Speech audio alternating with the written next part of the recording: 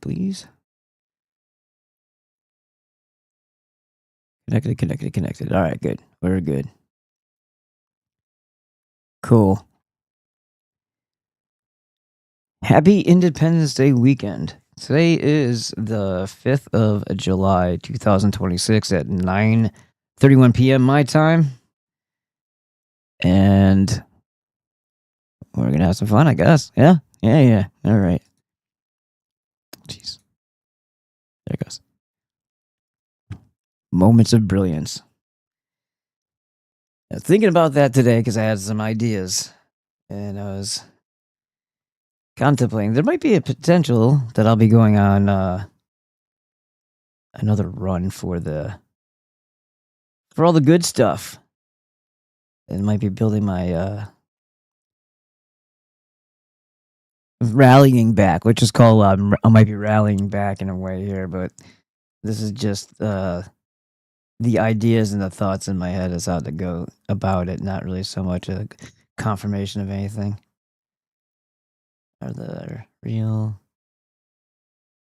Let me see. I'm trying to. I put some stuff on my laptop earlier, so I got that here too. Might be reading from that a little bit rather than having to try to transfer it over. Oh, and yeah, I also have this other thing I wanted to say, but we'll see. All right, let's get into it. I gotta find the cool. I don't remember how I did this. Ready?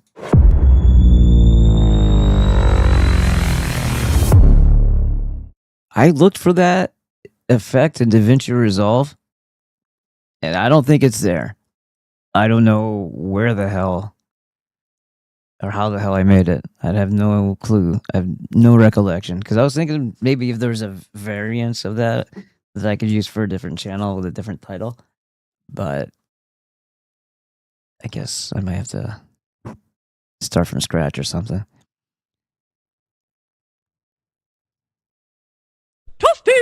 There you go. And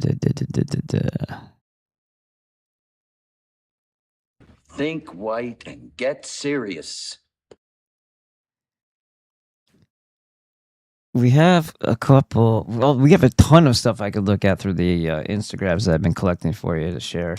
I think, if I'm not mistaken, because this phone's new, so it could be throwing me for something here. But if I did it right, which I think I did, it says it's on. It doesn't say what it's. I think it's connected. Yeah, pretty sure. Pretty sure it's connected. So you can use the number. I have the Google Voice in here too. So hopefully everything is working. It's 619-431-0334. And I don't know if there's is there a thing for the number? Maybe it's on the other channel, on the other thing. There it is. Wait, hold on. There it is. You should see it on the top. This side. There we go. It's whatever I think it is, it's the opposite. So there it is. 619-431-0334. We can test it out. If you want to yap at me, we can yap. Do some yapping. Just no hokum or flim flam, all right? Yeah. We don't need a lot of hijinks.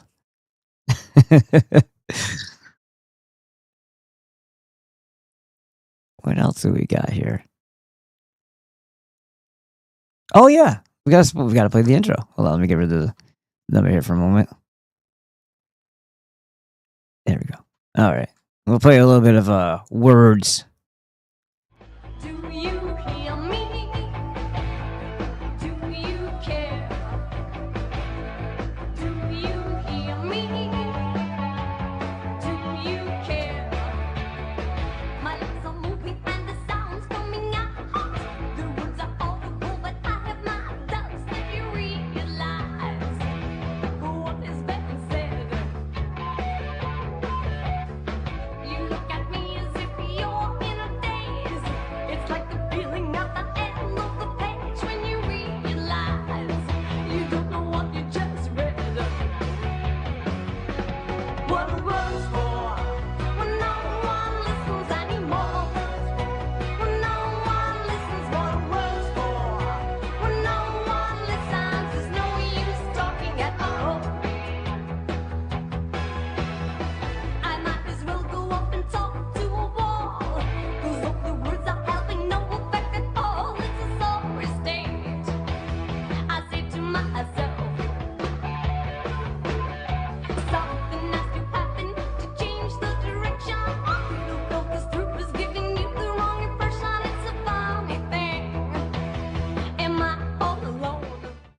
Hey, there it is.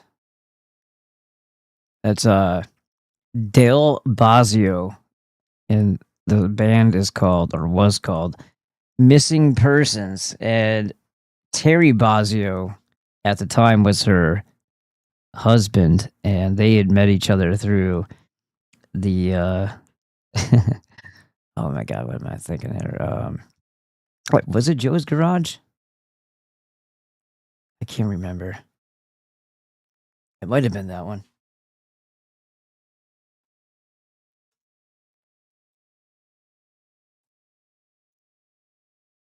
Yeah, Frank Zappa. It was some Frank Zappa project, and from there, like, Terry's a really good drummer. He went on to do very very complicated things, and he was doing very complicated things in the music for them too. But yeah, I think shortly after that concert, maybe not. Let's put it this way: their relationship was over a few years before they actually got divorced. I think it's how it goes, or maybe they never did. I don't know. But yeah. Anyhow, it is what it is. Some trivia from crap I gather pointlessly on the internet.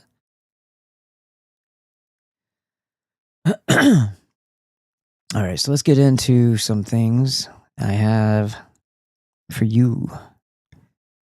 And I think Edward's trying to tell me something here. Let's see. Should probably do this. So you guys out there, if you'd like to do something rather than ranting on the Rumble rants, you can use this. I'm putting it into the chat right there. And I'll drop it over here too. What the heck? What the heck? Bing. There it is. And let's do a refresh on here. Make sure we got everybody. All two. It's late. There's lots of people on, and it's a freaking Sunday night. What do you expect, right?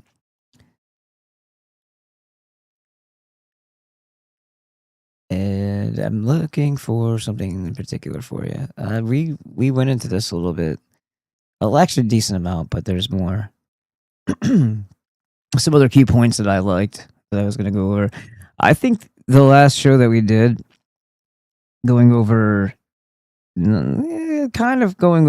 Greg Doucette's video. I mean, that's what it was surrounded by, but more or less the topic was, the misunderstandings and the misrepresentations of the allopathic mindset, and how even when people are snidely talking about how they're, oh, you silly boy, you shouldn't have done it this way, and da da da. It's like, yeah, but you're also telling them things that are not helpful, useful, or if you're trying to, make the best out of your efforts, it's not gonna happen the way you're explaining it. And there's key elements missing. And with Nocturnal Kent there, he was most likely very mineral deficient, and that could have been from polypharmacy and potential performance enhancing drugs and Ozempic. Like, if he was on Ozempic, I mean, he's mineral deficient. I mean, everybody's mineral deficient, but I mean, to the extent where there's not enough mineral copper in your body or collagen for you to maintain the elasticity of your vessels, and you have an aneurysm, like that's pretty severe. That's pretty severe. And aside from the fact that you may be a walking zombie starving yourself to death, it's not really something that you notice specifically, right? And when it comes to Joe Lindner, who was a really good dude, it's said that that's what he also passed away from. We're getting this, secondhand from a person who declared this before, and I don't know what the hell you would consider a Taiwanese or Thailand doctor, but I don't think we've ever actually seen an official cause of death. We heard from the girlfriend. And me being a weird skeptic like this, I'm like, well, just because she seemed like a nice girl at the time doesn't mean she wasn't assigned to him, and it doesn't also mean that she wasn't some sort of whatever the Yakuza equivalent of Thailand is. Like these are the thoughts that go through my head, which are probably not the best. But what is going on with this one? It just like faded out. Was somebody trying to call? No, I don't know. I was doing that. Anyhow, so I guess my statement is, even though healthcare or medical professionals aren't professionals at knowing what the fuck they're talking about, I mean, it's still not any better, or it's, I think, potentially not good at all to get the diagnosis and the explanation from the girlfriend, from an assumption or a presumption. I don't know if it was ever confirmed, but either way, he was dying down a lot for shows, and a lot of people they run this risk, and they do these things, and that's not what did it, though.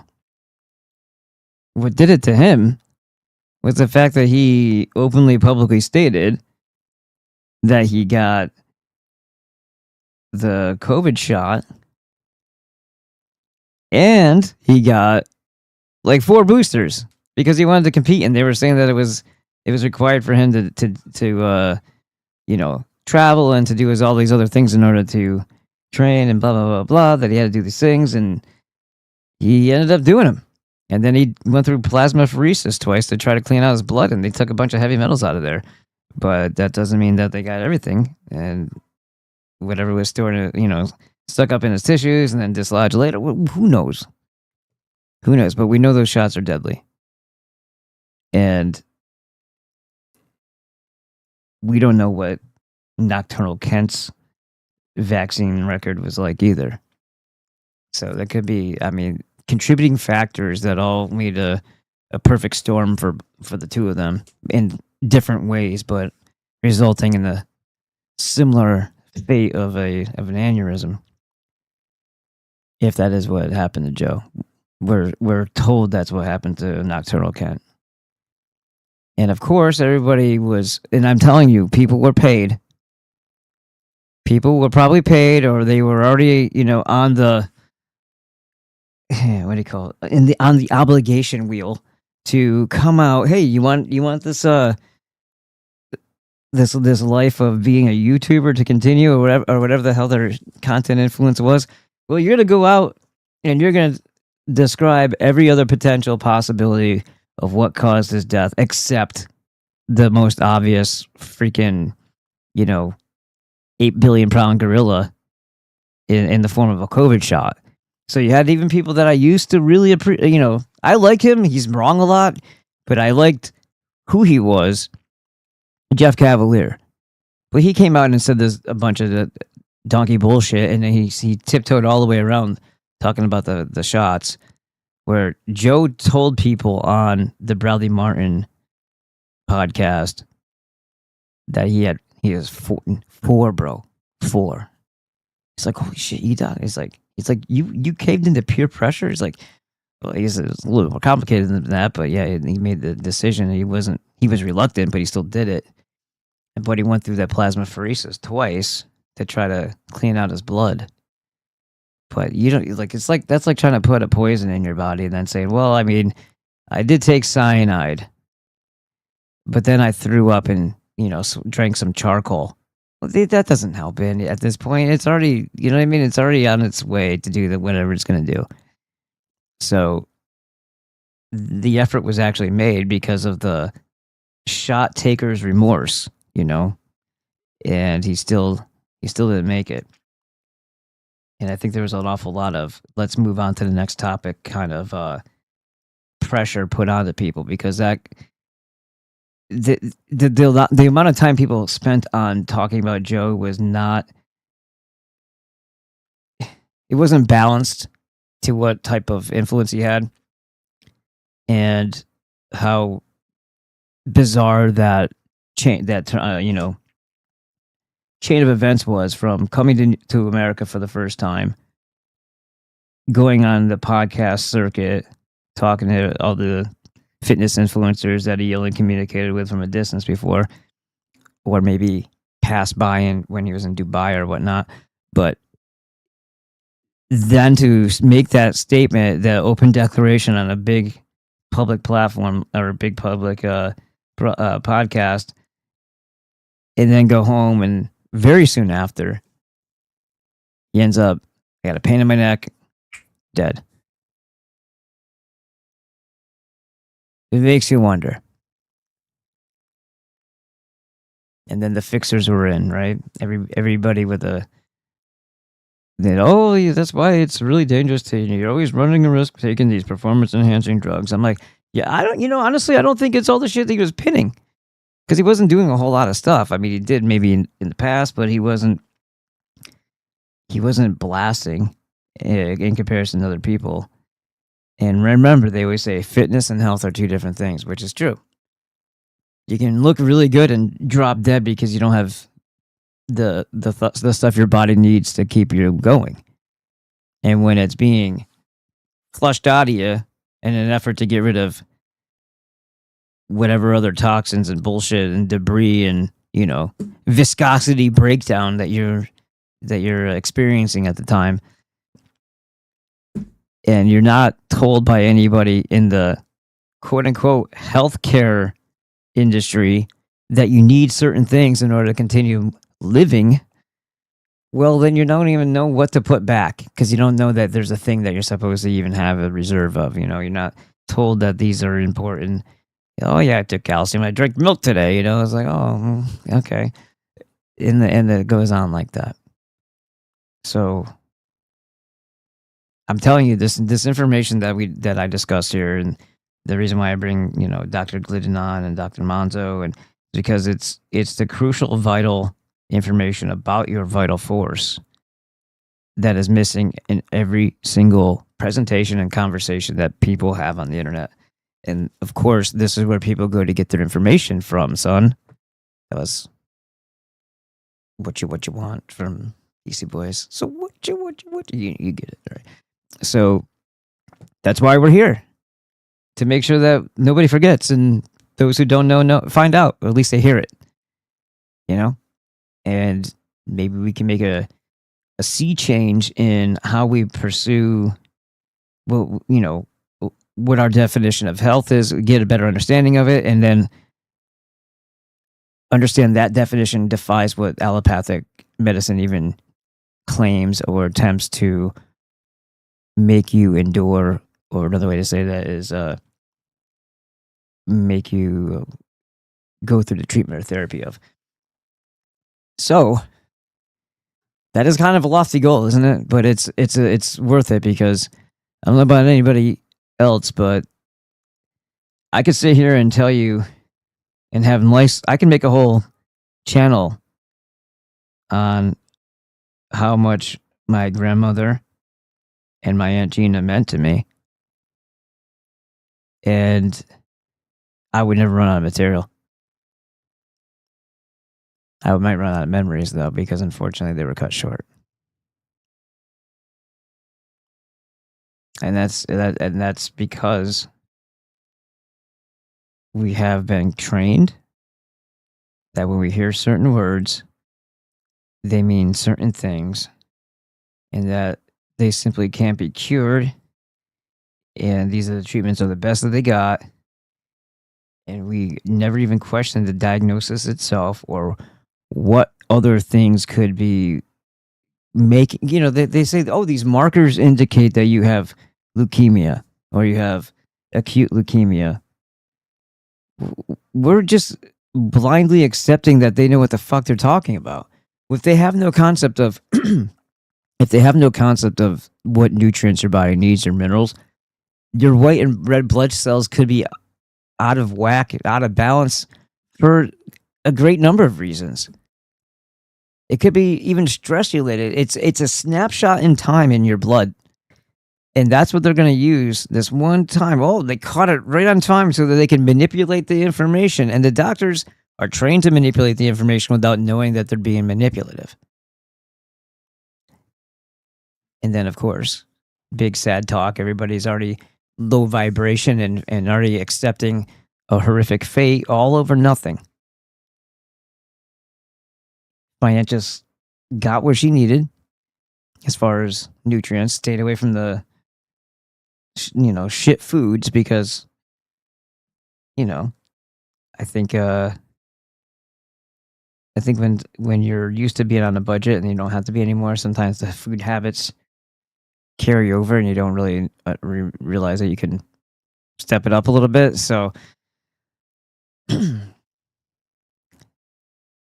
just sucks because she had 3 kids, and my grandmother was amazing. All the good people that I love, they all succumbed to the demon wizards in the white suits. Some of them more. See what makes them not just somebody you can write off as being they didn't know. It's because if they don't know but they think that they do, or they're fully sure that they do, and they're obnoxiously arrogant about it and aggressive and to the point where they will call in authorities or whatever if you don't respect their fucking authority and their decrees as to how they're going to treat you.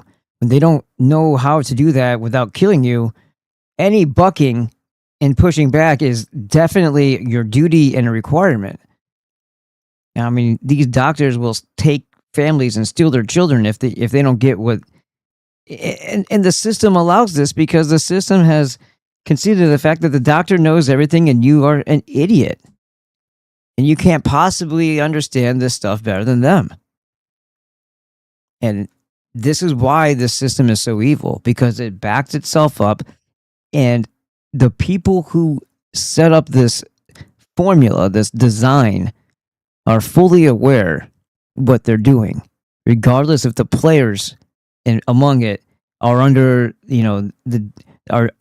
under the illusion that somehow, even with their smugness and their asshole attitudes and their the horrible things that they'll do to tear a family apart or to poison somebody against their will, they still probably think they're doing good, and they're smug about it because they think that they know more than you, because how do you not get this? How you'd have to be an idiot to be questioning this.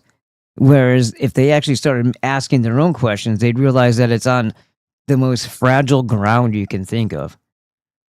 SB View says, walk in with a stubbed toe and walk out with a cancer diagnosis. Right. Exactly. And then what do they want to do when they say that too? Oh, there's this thing that your body has been putting in a little sealed ball or sac inside of you so that all this toxin buildup isn't spreading throughout your body and killing you. Hey, I got an idea. Let's poke it with something sharp and do what we call biopsy and rupture that shit all over your system. Oh my God, look, it's spread everywhere. You're dead.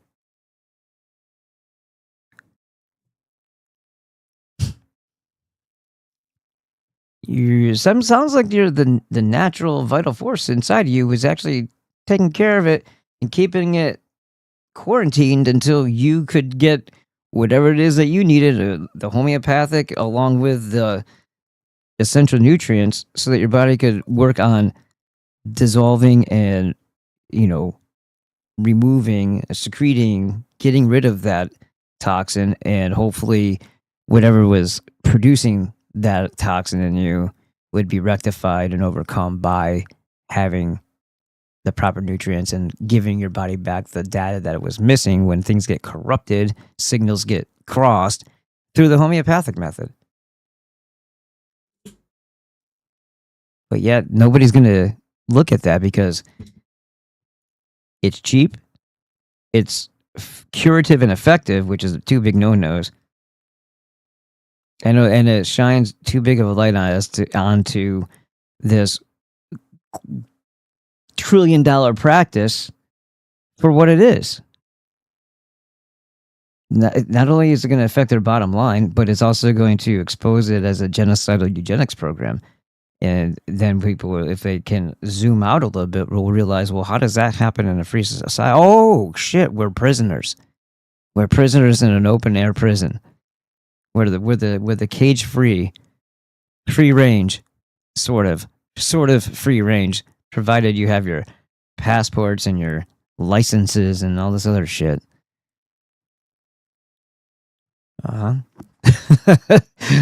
So that's the rant for that. Nagurski says, so she was tremendously neurotic. Surprised they lasted so long. And then SB views. Oh, yeah. I read yours already. It says, walked in with stub toe and walk out with a cancer diagnosis. All right, let's see what's going on over here, Bill. Nothing. Nothing's going on over there. Let's take a look at. I think I have one other spot I can look. What the hell?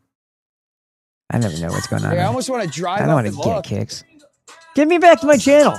There it is. I don't want to hear your bullshit. I don't want to hear your bullshit. There we go. Let's stop it. There we go. There you go. I guess I say there we go a lot.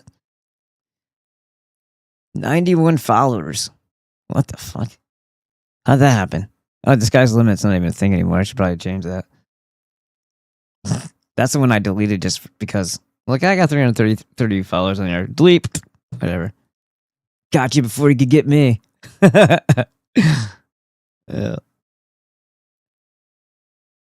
And then we're over here. If over here we have 254. Well, you know, if we get to 300, apparently it unlocks magical pixie dust. Then we can all snort glitter and get high together. All right, so there's that incentive to bring me up over the 300 mark. Make this guy less of a meh too. It's the only one you can select. It says on Kick you can select other ones. They're actually there. Here it's like the options says you can, but there's no other ones to click on. At least when last time I looked, maybe there was a glitch at the time. What are the hearts for? I didn't see those before. I think I fixed Twitter though. Let's take a look. Yes, I did. And there's, like I said, there's still 3 zeros missing on this follower count, so we got to fix that. It shouldn't be too hard to pick up some zeros.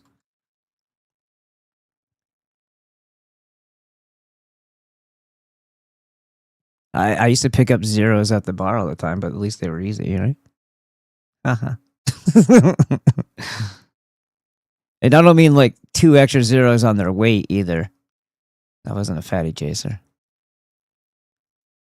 But you know who was? David Cassidy for the Partridge Family. I played darts with him at Saratoga, the Parting Glass, an Irish pub. My friends and I used to go in there just to play darts because we loved playing darts. And we get like whatever the fuck their fries was, gravy fries. I don't know the fuck kind of French. They had good fries though, and we just throw darts. This is neat. If you're a fisherman, you understand. It's just exciting. It's just exciting to see the fish in the stream. It's what you live for. Why isn't it moving? There it goes. Oh, and by the way, so let me tell you this too. Apparently I didn't know this was a thing because you would imagine that since you own your accounts and you are allowed to have multiple accounts on Instagram, that I don't know, using them and editing your profile data wouldn't trigger some bullshit automation to lock you out of your freaking account and permalock you. Like they just did with my fucking business account after I just sent a bunch of information to a lady because she's starting a Saturday night market and it's cheap to get in. I talked to her at the Friday night market 2 days ago, and she knew me. She knew my daughter and all that because we frequent the place. And I told her that I'd be interested in doing that. And I was, I'm already prepping to go, but I sent her information on the business, and then the next thing I know, I'm not going to get a response from her because I don't know if my fucking account is ever going to come back to me. And why? Because I realized that it said store at, and I'm like, well, that should be past tense, or I should change the name of the store to the Crazy Pepper because that's where you still find the sauce, but it's not You know what I mean? So I just updated the info on my profile, and then it flipped out and then kicked me out. I'm like, this is my main account. You fucking assholes know who I am. All the information checks out. I gave all the passwords and all that bullshit to put it on my brand new phone. So, oh, you opened up a bunch of accounts? I said yes, because all of these, I have separate Instagram accounts for separate topics.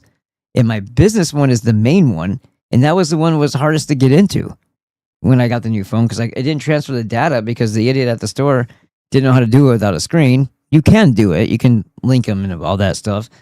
Regardless if you can't, you can basically manipulate these phones through a jack into a laptop or a computer, and you don't need to have the touch stuff functioning. But he didn't know how to do it, so the stuff didn't get transferred over. So I had to do things. I got to go back to the house and look at my Google passwords and try to figure out if there's even one saved for these fucking Instagram accounts so I can pull them back open. And then I'm just doing that one stupid thing. And just, I don't know if you remember when this one got locked out. You know what that was? I noticed that Dr. Glidden's link was in there twice. And that one of them said 50% off coupon for something that had already passed a little while back. So I changed it to 25 and I saved it. And that's what fucking kicked me out for 2 days last time. If I attempt to get into it now, I just have to give it like a cool off period and then hope that it lets me back in. You're not allowed to change any of your information anymore. How is that a safety feature? What is it about an Instagram account that's so freaking fragile in the first place, or so volatile the information that you need to go through that measure? This is just AI bullshit fucking with you to make you insane. That's all it is. There's no rhyme or reason.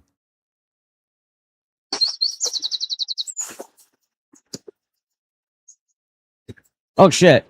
Hold on. Fuck. There you go. Let's start over. Where's Karen?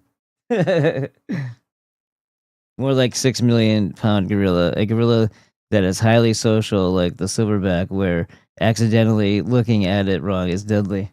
What is this? That was Edward. Alright, so let me start this over again. You son of a cock.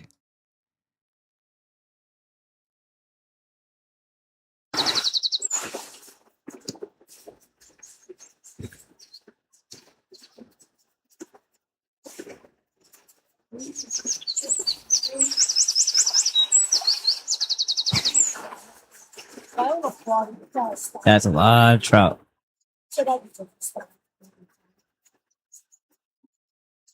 That's just awesome.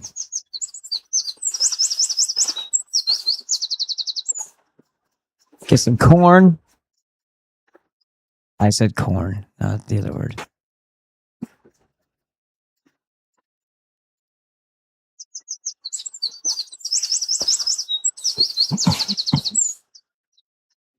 I'm gonna watch this all day. I don't know what you're doing.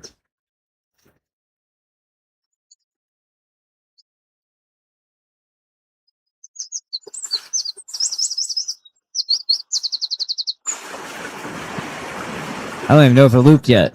I don't know. There it is. Oh, that was fun. We eat crackers fun. What the hell? This might be stupid, I don't know.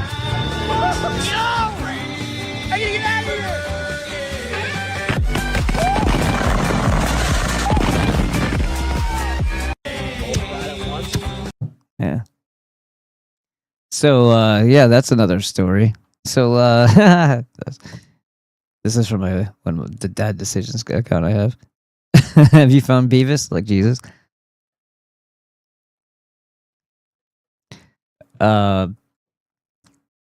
We went to the fireworks, and Rebecca just had a handled like bag. It doesn't close, it doesn't zipper, and they're like, "Well, it's only see-through backpacks." I'm like, "Why does it have to be see-through if you can look into the fucking bag and see what's not in there and what is in there?" There was like a blanket to put down on the grass, and water bottles. And like, I don't think you can have that in here either. Fucking police officers to get into the freaking the civic center baseball or soccer field or whatever the fuck it is, where they have all the vendors in the outside circle, and then they shoot the fireworks off over by the water tower. And so first they wouldn't let her come in with her purse. And they're like, see-through only. I'm like, who the hell carries a see-through purse? And every other year, if you had a backpack, it had to be one of those pleather, or you know what I mean, like the plastic see-through kind. But they also allowed in what normal women carry with them, which are purses, and just having a bag with handles that isn't zippered. What the fuck different does it mean? What kind of bag? As long as you have as long as it's being inspected. See, people who are too stupid to understand why rules are what they are, and they can't use their discernment and understand that this is a different, the situation is satisfied either way because you're still inspecting it.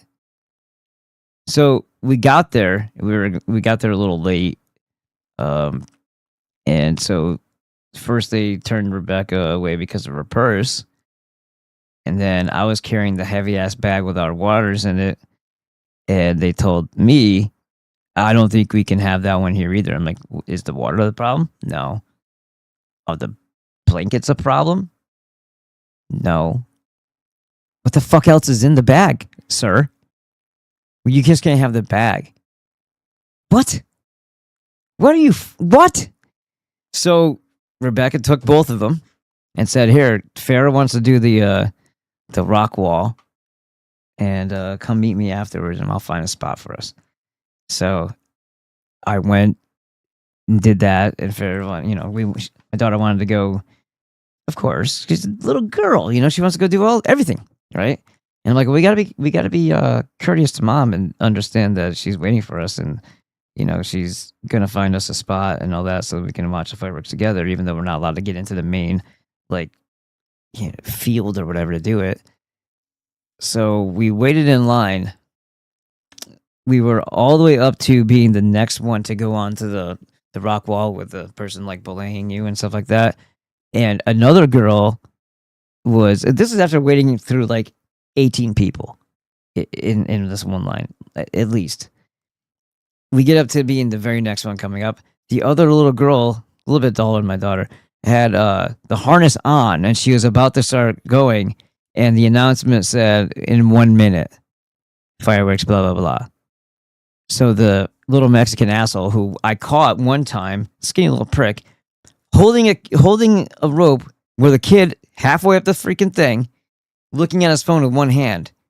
I'm like, way to prioritize, you fucking beaner. Seriously, what happens, tough guy, when she slips and you're not paying attention and the rope slides through your hands because you don't have a good grip on it and you're not even looking at her.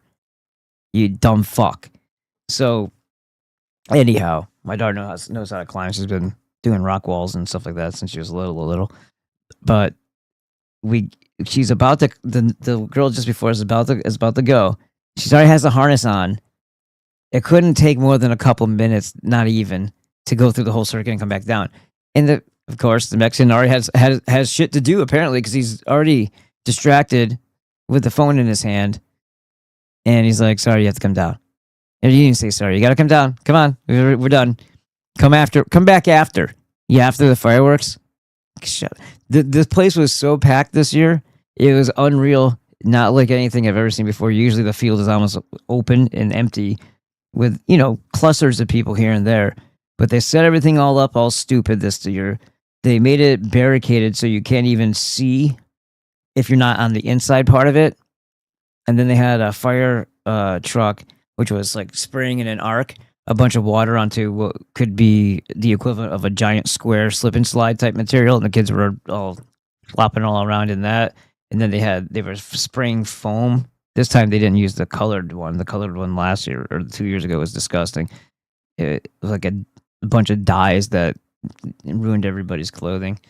So they had that going on, and to see the kids walking around look like they're like snowmen. It was kind of funny. But we got all the way up to that. We waited in line that whole time, and then my daughter didn't get to go, and that other little girl didn't get to go.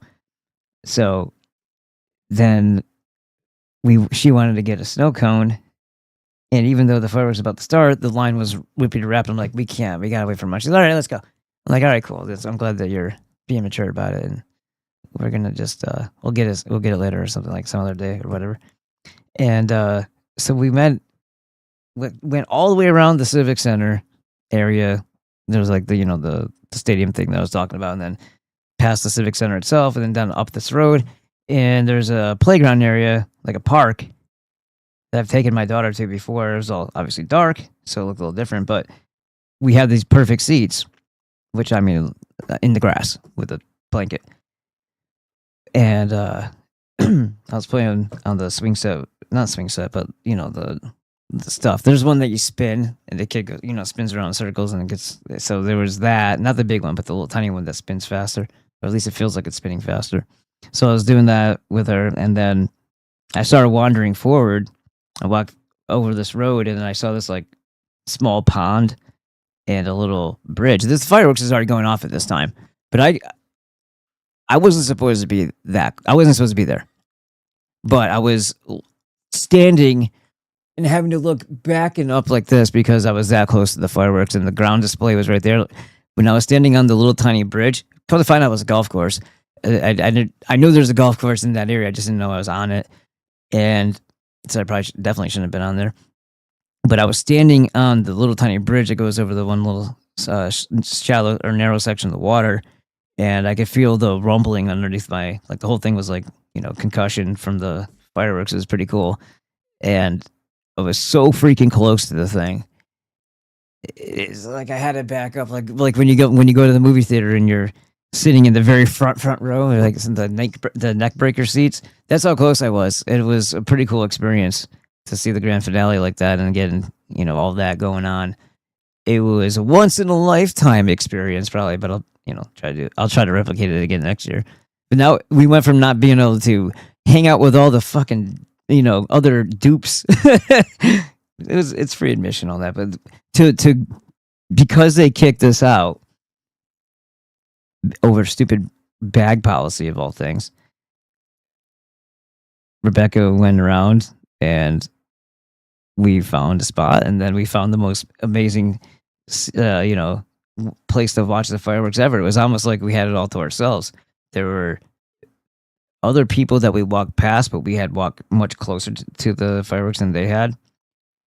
And then there was one other little tiny, like there were two people sitting on playground shit that you could barely see in the dark. And then when I walked all the way up to the thing, I was the only one there. So it was pretty cool because it was like the whole fireworks display. I could see the launching pad and all the other things going on. I think it was right next to I don't want to say it's a pump. No, I don't know what the hell it was. But it was definitely right on the golf course that they were doing it. It was pretty cool.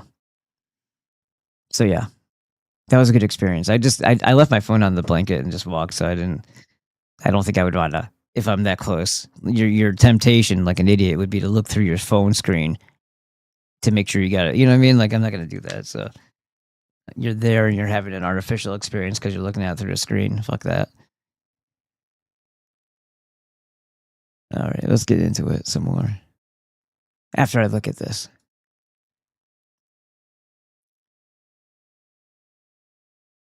The parting glass.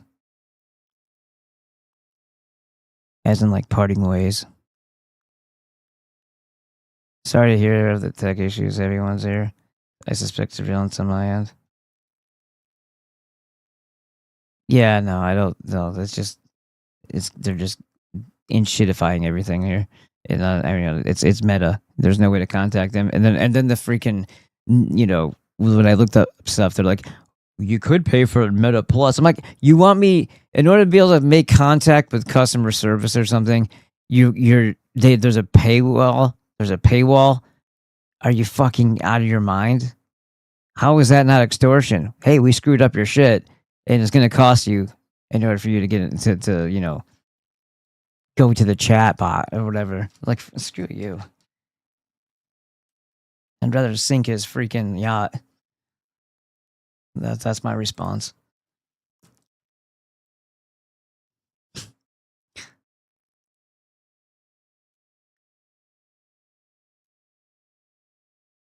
Don't make me do it. I'll watch the fish again. Don't tempt me. Sometimes it's better to just give up, it says. That's what it says. So dude hit him. Sucker punch in the back of the head. Fucking rabbit punches him. Look at this little, I mean, look at him already. He looks like, who's that fat asshole? Zach Galifianakis in The Hangover? Isn't that's what he looks like, right? It's like Zach Galifianakis and his, 5'5" self comes at you and hits you in the back of the head. The dog's just not even phased. Like, this guy's not a threat. Boom. Boom. Quite frankly, I'd be hard-pressed to find any note about this guy's self-defense, except, maybe for the biggest one. If for whatever reason you find yourself in a upcoming self-defense situation, which means that guy's belligerent and in your personal space, don't ever just turn your back on him. Because he's probably gonna knock you in the back of the head and let you fall on your face. So if you're gonna back away from a potential assailant, my advice would be to do it whilst making eye contact. Just don't be weird about it.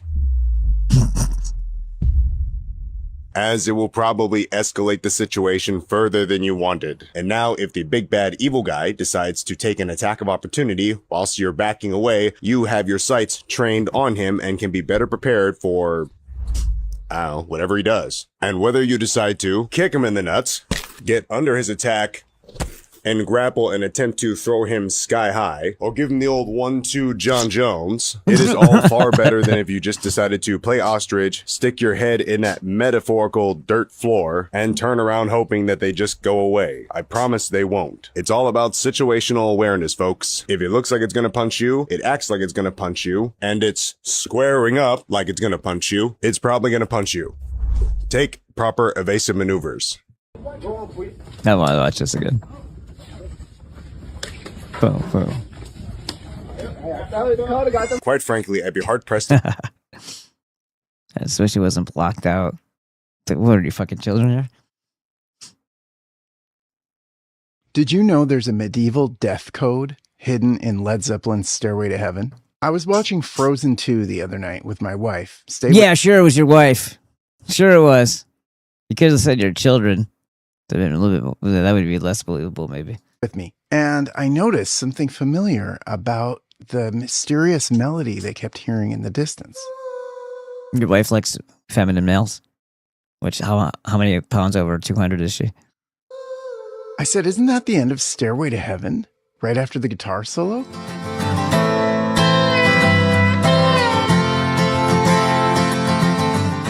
One internet rabbit hole later, I learned all about that melody, which, as it turns out, has a name, a specific purpose, and an 800-year history. It's called the Dies Irae, Latin for Day of Wrath. It's a Gregorian chant from the 13th century that was used as a requiem. Of course, it would be like as in Pope Gregory, right? A Gregorian. Yeah, because what do you think of when you think of popes? Wrath, murder, pestilence, violence. Yeah, just like every other. Yeah, of course it would be. Mass for hundreds of years. The musical description of Judgment Day. God sorting the living from the dead. Composed. Yeah, they're totally not obsessed with end of world eschatology, though. No, don't worry. You're in good hands. They definitely aren't going to try to orchestrate a big con and get a bunch of people excited and then murdered, utilizing tropes and plot devices like the return of Jesus and judgment. Or even rapture. Oh no, those people disappeared because they were red flag lawed in the middle of the night. Around 1270, Dies Irae has been music's signal for death is here ever since. Yeah, Mozart, Berlioz. Oh shit! Thanks, Gregory. Did you know there's a medieval death code? Sorry, I didn't mean to do that. Led Zeppelin's Stairway to Heaven. I was watching Frozen 2 the other night with my wife. Stay with me. And I noticed something familiar about the mysterious melody they kept hearing in the distance. Yeah, I know. You got to I go said, through it isn't again. that the end of Stairway to Heaven? Right after the guitar solo?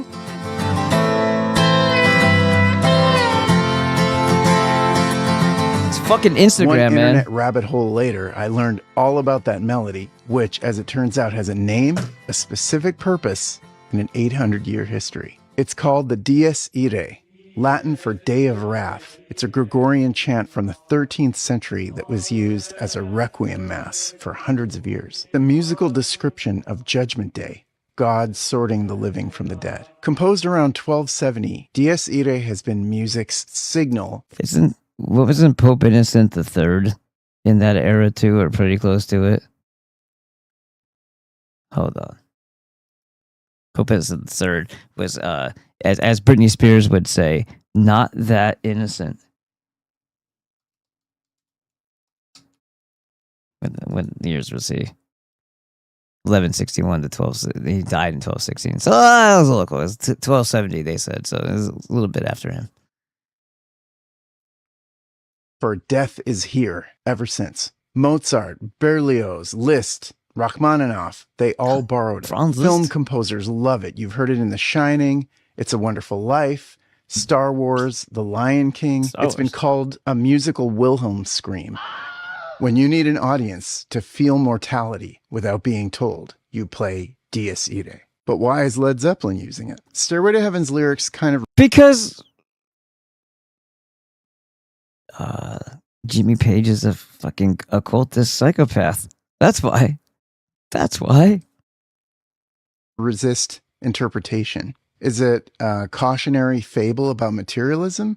Is it a pagan allegory? Don't Is say it pagan. random fridge poetry? Whatever the case, Fridge poetry. guitarist Jimmy Page decided to bring it all home with Dies Irae.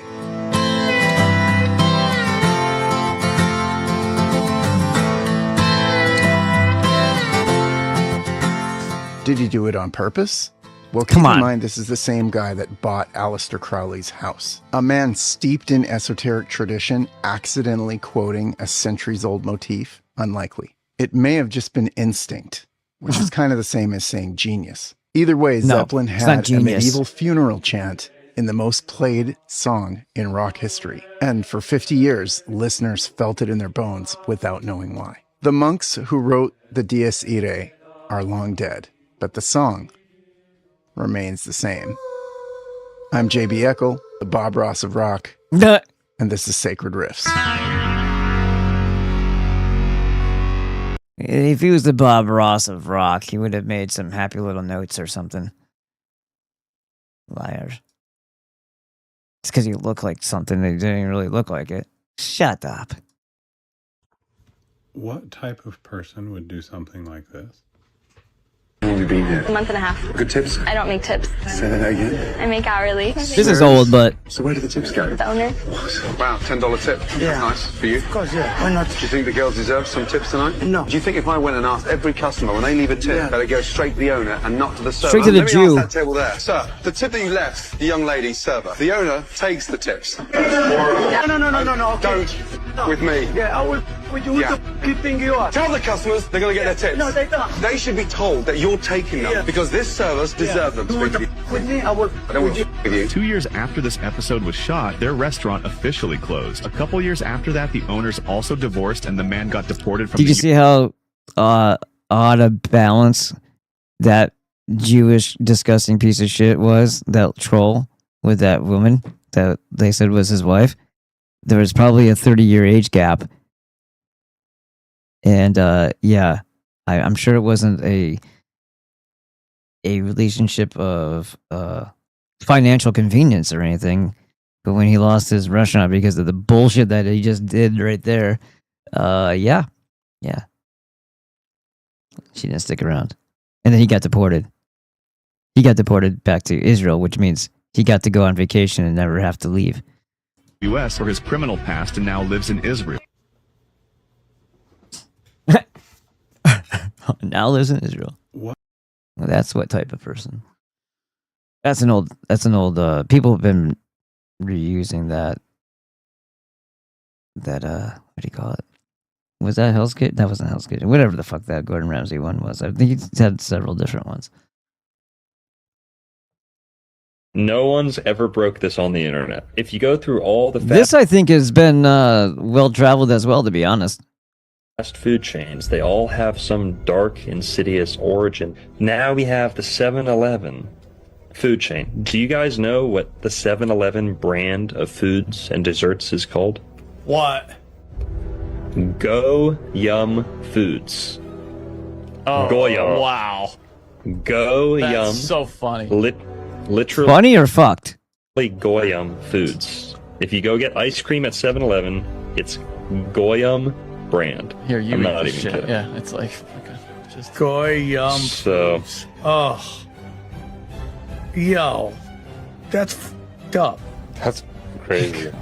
no one's ever broke this. I hate when people start with that. Like there's some earth-shattering, mind-bending, life-changing, epiphany-making thing that they're about to say. It's going to make you have an orgasm and shit your pants at the same time. And it's like, what am I supposed to do with this?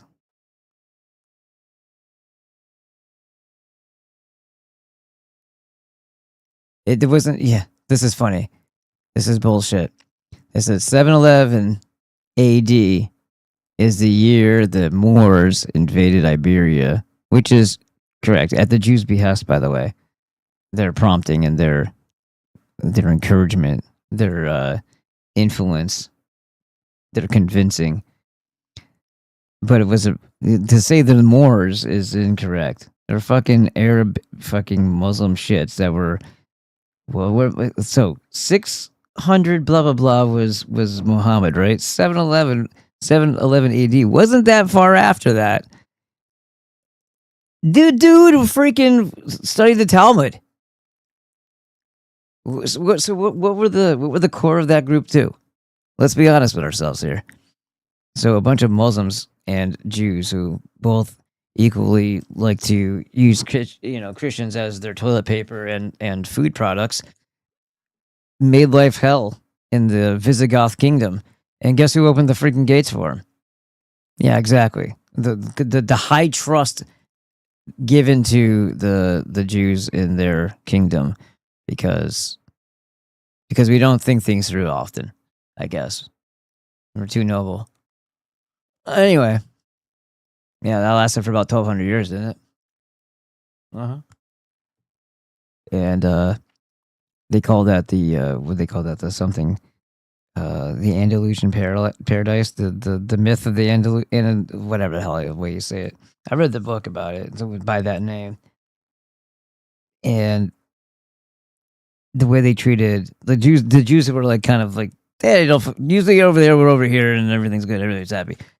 Came to the Christians, they were fucking not a good time. Not a good time for our Gothic ancestors. Spain area. Yeah. Again, guess what? Some years later, of course, you get these what they call he was Basque nobility. The like what do you think that even means? What do you think that means? They went through all of that crap for the last, shit long period of time, and you're telling me that you think that this guy Ignatius of Loyola wasn't a crypto? You think that any Christian would want to fucking even be there at that point after that? Oh, he's Basque nobility. It wasn't a joke. Bullshit. He was into the mystic Sufi nonsense.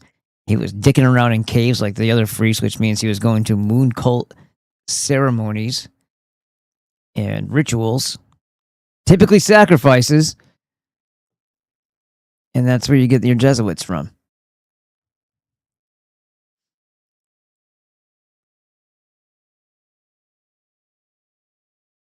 Does anybody want to know? All right, let's see.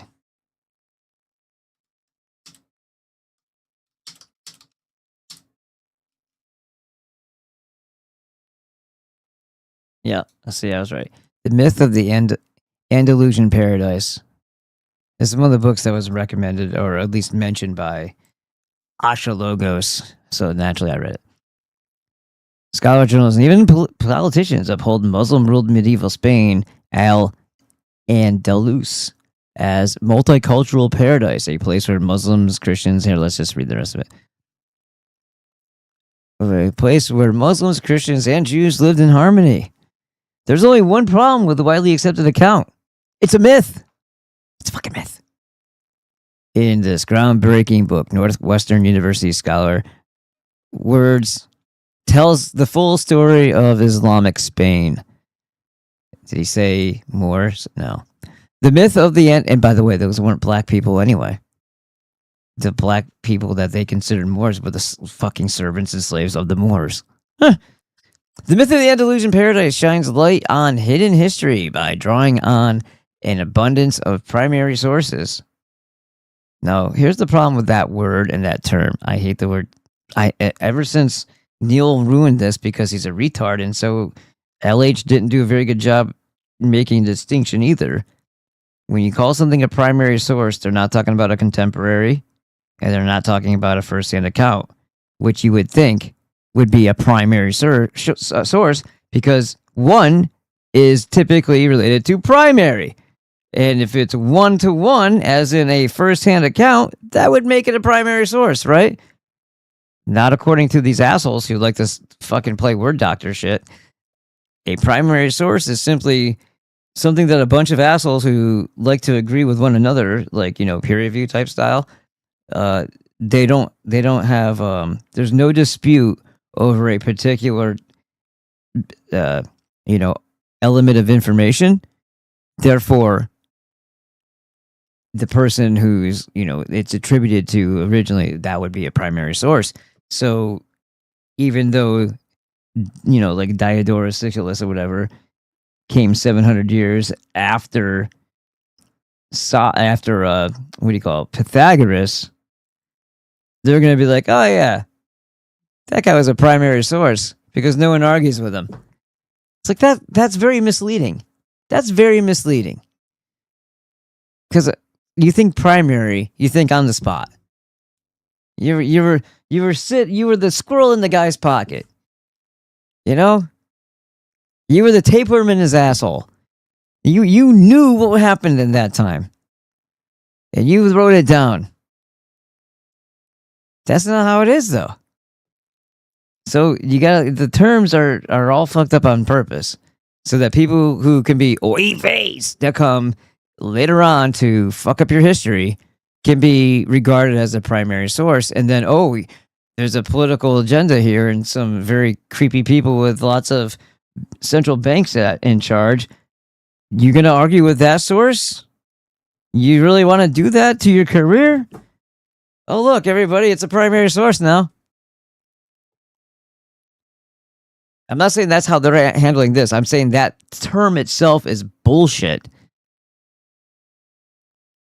Myth of the Andalusian paradise shines light on a hidden history by drawing on an abundance of sources that scholars have ignored. So that even right there, you can't call the primary source if scholars have ignored it. Because again, right?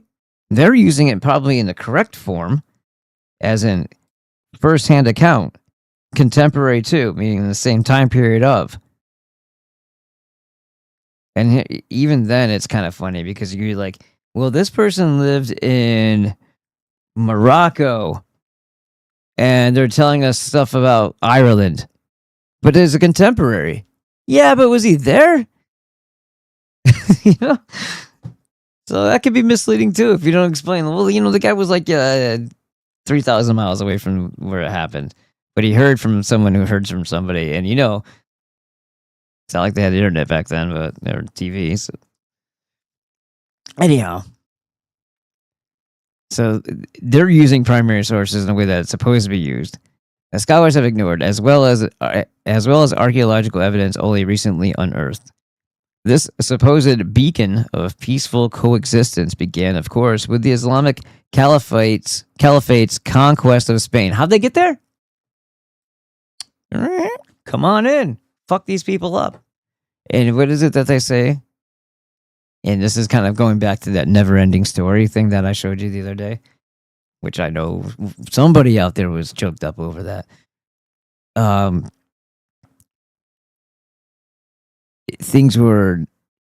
There was no sign of a battle.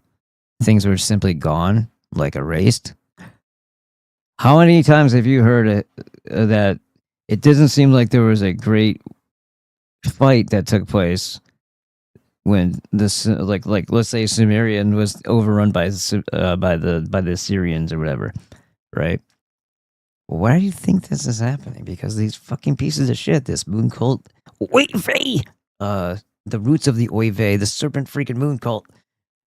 These people have no problem lying and being cryptos and gaining the trust of our ancestors who work on nobility. My daughter's freaking out. I gotta go see what's up. I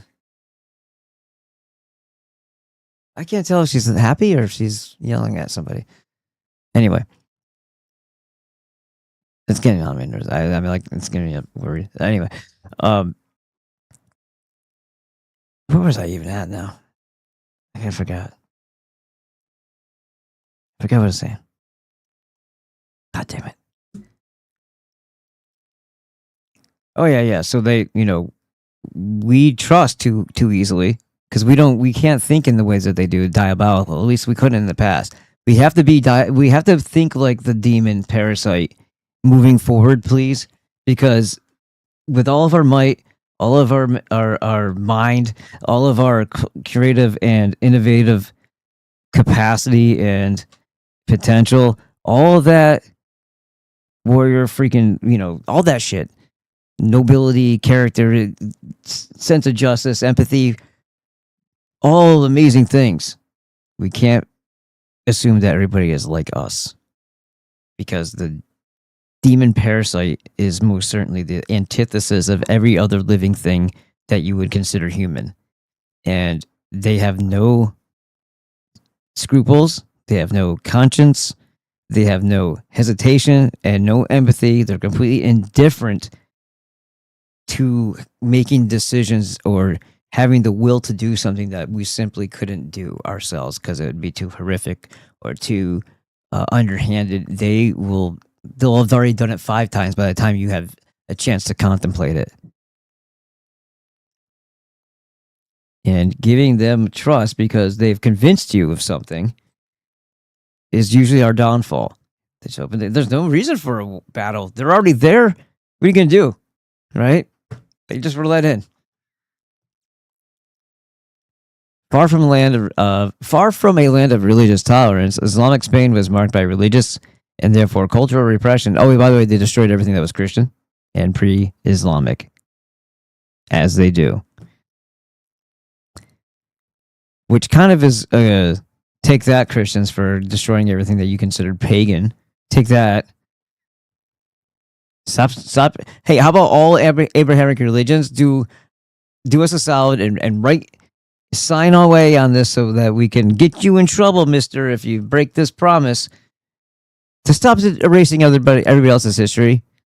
Because if you're that scared of it, you've got a problem that needs to be looked at. It shouldn't be a threat to you, especially if you're people of quote-unquote the God, not just a God. Evidence of the God and his creation seems like it'd be blasphemous to delete. Far from land of religious tolerance, Islamic Spain was marked by religious and therefore cultural repression in all areas of life and the marginalization of Christians and other groups. All this in the service of social control by autocratic rulers and a class of religious authorities. Pieces of shit who got off making people miserable. And that's the reality of it. All right, so I'm going to play this for a little bit because I'm going to go see what's up over there and I'll be right back, I think. Yeah? Yeah. I should be back. It's Play, goddammit! Play! actually anti-American to do those things. We need to point out the fact and the contradiction and the hypocrisy that it is not acceptable to demean and degrade and mock and ridicule and criticize and accuse one group of people of all these horrible things like the Muslims and the Arabs. when they're as diverse as any other community, any other culture, any other group of people. It's actually anti-American to do those things. It's unconstitutional to do those things, to try to ban Qurans or ban Islam, but it's completely acceptable within our society. It's not acceptable to accuse the Jews of the exact same thing. Why do you think we accuse the Muslims so intensely? Because if you do it intensely enough, people would never dare to question the validity of it. And if anybody dares to suggest that it might be something else, it might be someone else who's responsible. But no, because the programming tells them it's all the Muslims. Let's listen to Mike Huckabee again as we approach the 4th of July. Tell us all about how America was founded.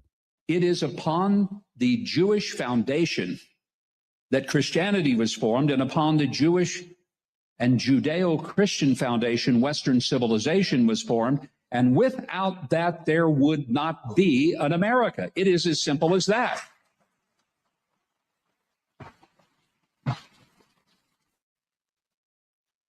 I had people excoriating me from around the world saying, how dare you say it?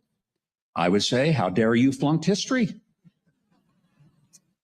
Are you not aware that our founders wanted to put as the seal of America the parting of the Red Sea?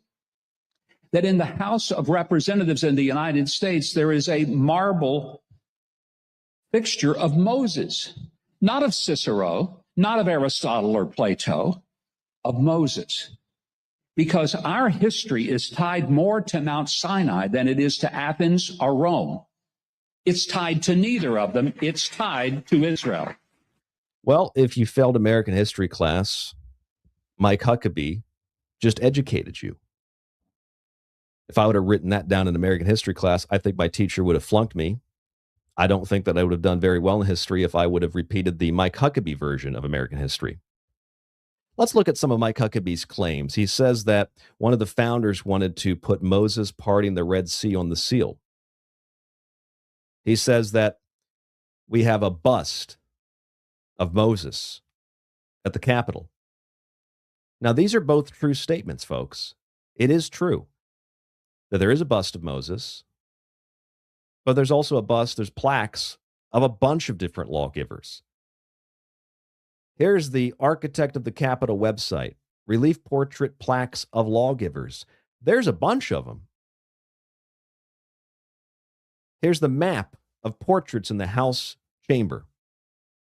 If you zoom in real fast, real close here, you can see all the different names.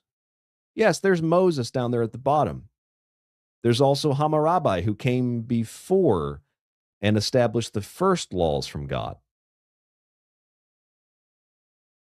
Those are actually in a museum, and they predate the Ten Commandments.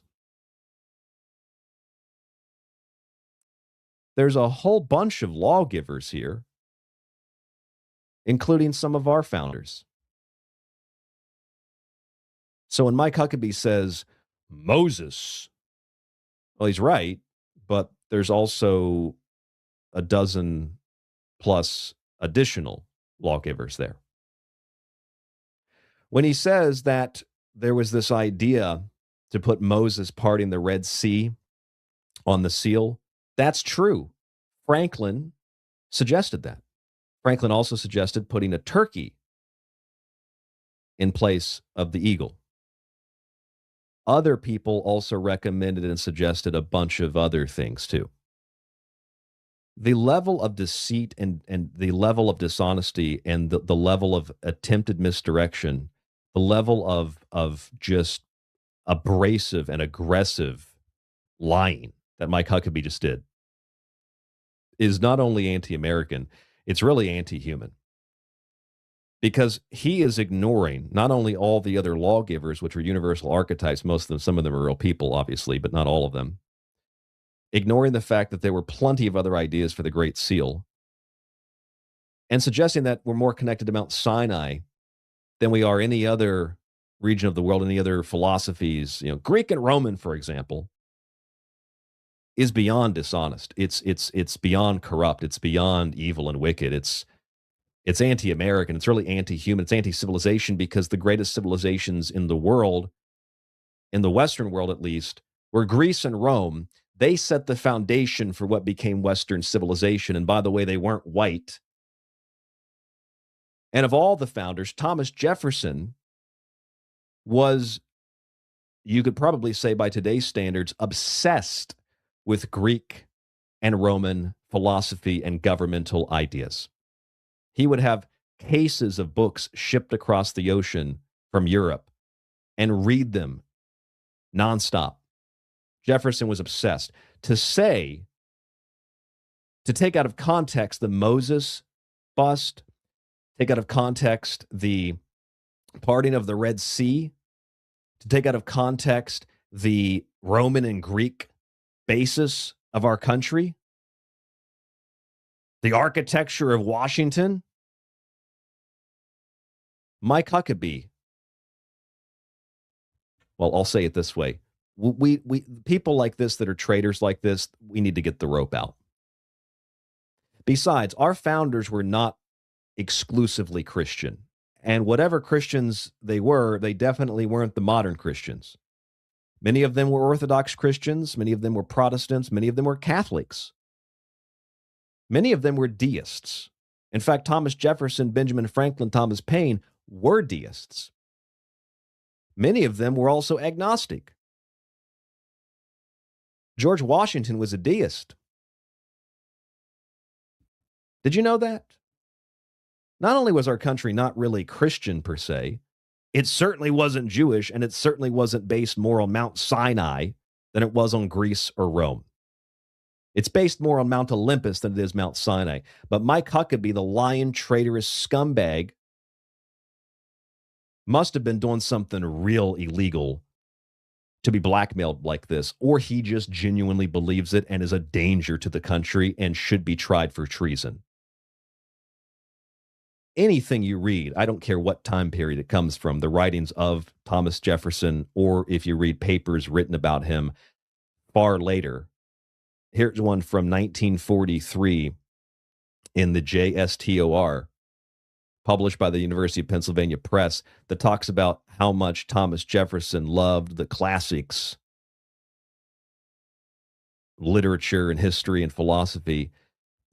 I don't see any mention here of Jews or Israel. But again, remember, Jews are in control of everything, but they're not. They're the masters of the universe, but they're really weak and they need help. You know where most of the anti-Semitism comes from? It comes from people like this. Michael Ron David Kadar. Did you see this story? The U.S. Israeli citizen has been extracted from Norway and has been arraigned in Orlando on indictment alleging threats to Jewish community institutions. He committed dozens, hundreds of crimes of calling in bomb threats to Jewish institutions, of engaging in activities that are considered, guess what, anti-Semitic. The problem is he's Jewish. If you read the Haaretz or the Times of Israel, they don't make much of an issue about this guy being a Jew who is responsible for all these acts of anti-Semitism. Instead, they'll just say he's an Israeli American. He's a dual citizen who basically made his life's work to threaten Jews to justify fighting back against anti-Semitism. And all these cases, thousands of them, I believe, of these anti-Semitic cases that this individual was responsible for, do you think those get removed from the books? Do you think those get removed from the FBI reports? In other words, most of the anti-Semitic acts that we classify as hate crimes in America are literally perpetrated by Jews. And in this case, one Jew who was responsible for hundreds or thousands of them over the last decade plus. And we have a name, Michael Ron David Kadar, who is an Israeli-American citizen, a dual citizen who was extradited from Norway, where he was probably trying to undermine their government or promote the idea that the Norwegians are coming after the Jews too. And it was actually a Jew that was responsible for it. Almost all of this stuff is fake. This is the same Religious Liberty Commission, just to remind you, that Carrie Prejean Bowler was stripped of her authority over because she, as a Catholic, did not want to support Israel. Whether you like this woman or not, it is important to play this clip once more. Stop carelessly labeling people anti-Semites. Catholic Christianity does not in any way require you to face Zionism as a fulfilled prophecy. So what I've heard today is that if you don't support Zionism, you are an anti-Semite. I'm a Catholic, and Catholics do not embrace Zionism, just so you know. So are all Catholics anti-Semites, according to you? As I said, anti-Zionism. So just to be clear, are Catholics anti-Semites? I'm going to interrupt the discussion. Our committee is for liberty taken from all people. Right. We're talking about a foreign nation, so I want to be clear on what the definition of anti-Semitism is. If I don't support the political state of Israel, am I an anti-Semite? Yes or no? Already answered. Asked and answered. According to you, on the record, yes? I don't agree with that because as a Catholic, I don't agree that the new modern state of Israel has any biblical prophecy meaning at all. So that's my stand. Yeah, they really, really hate the Catholics. That's why the church has been at war with the Jews, and the Jews have been at war with the Catholics for a real long time. But that history's been rewritten too, so that all Christians are grouped together under the Christian label, and then they put a little dash before it so it becomes Judeo-Christian. The Jews have just hijacked Christianity like they've hijacked the media, the banks. Co-opted. They've hijacked children. They've hijacked society. They've done all the things that they've been accused of, it sounds like. And they're doing it again in America. And they're hijacking our anniversary. They're hijacking the 4th of July to make it appear as if it's actually Israel that created the United States. It's actually the Jews who created the United States. It's not the hardworking Italians or Irish, the hardworking Englishmen. It's not the hardworking even Chinese. It's not the hardworking anybody. It's just the Jews. They created our country. They run our country. They do an awful lot for people who won't even tend their own fields or do any type of manual labor whatsoever. They seem to accomplish a lot. Yeah? Very beginning. This is how history is distorted, has changed. They'll tell children in the future that it's actually Jews that founded America. You won't even learn about George Washington, Thomas Jefferson. Jews founded this country. This is their property. That's if they don't destroy it first, and they'll need to do that to bring about their Antichrist. And whatever justified disgust that you have for what you've heard tonight, it too will be distorted and inverted and weaponized. It too will be turned into a weapon. A weapon that will be used to justify. Is that Texas or Puerto Rico? It's always hard to tell. Censorship, the mark of the beast, etc. You've already heard how a UN official, who's Italian, by the way, they really hate Italians. You already heard how a UN official was sanctioned by the U.S., prevented from entering the country, and they took away her bank cards and her ability to receive any kind of digital payment processors. All for saying that there's context to October 7th and the Jewish lobby controls America. So, when you see things like this in Texas, Religion Row, as Texas makes Bible stories required reading in school. Put those 10 commandments up on the wall. You might think this is great. We're going back to the Christian model. Nope. Well, other than the fact not if you're talking about the Old Testament grimoire, the freaking Hellenistic period asshole liars. No, not quite. There's a little bit of an issue with children being forced and subject to this in school. If you're not providing all the other religious texts and teaching everything else, the issue is that when we're talking about the Bible, they're not talking about the New Testament. They're not talking about Jesus. There may be a verse or two they read from the New Testament, but they're not talking about Jesus or the New Covenant. They're talking about the Old Testament, the one that Trump read. For America Reads the Bible, which was a primarily Jewish-run pseudo-Christian group or series of groups. I showed you the made in China Trump Bibles, right? The $10 freaking Bibles that if it's even cost that much, being sold for $60 all the way up to $1,000 or a couple thousand if you have the jerk off sign it. Yep. What a smug asshole. Merchandising. So where all the money in the presidency is made, merchandising. Running Israeli propaganda to convince Americans, like Texas has, that we got to get back to the basics of reading the Bible. Think about the arrogance and obnoxiousness of that too. Of a guy, yeah, this Bible is worth more now because I signed it. Kind of makes me think of that. Spielberg was an asshole. We want to love Indiana Jones movies, but you're looking back at him, you're like, this is all German hate propaganda from Spielberg. And it was, but that one line or that one scene where he's got his dad's Grail Bible or his Grail diary, and he turns around and it's Mr. Painter himself, and he signs it and hands it back to him. That was a good time. And you see stuff like this almost every day. Here's another one from Fox News. Rare American Bible and Founders' Letters trace faith's role in birth of the nation. They did have faith. It's not in what you think they had faith in. Many of them were deists or agnostic. Yeah, like Thomas Paine. There's more truth in deism than there is in freaking Jewish supremacy.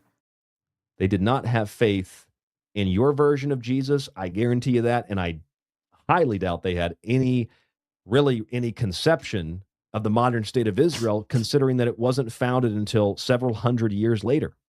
And only after they had conquered our country and utilized its wealth to get the ball in motion to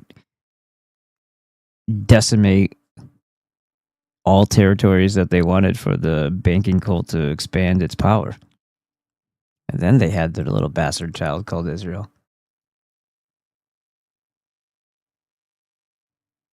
I'm also sure that some of our founders were so smart that they probably very much understood the fact that much of the Old Testament and much of the New Testament, for that matter, were metaphors, filled with metaphors and allegories and parables, not things to believe.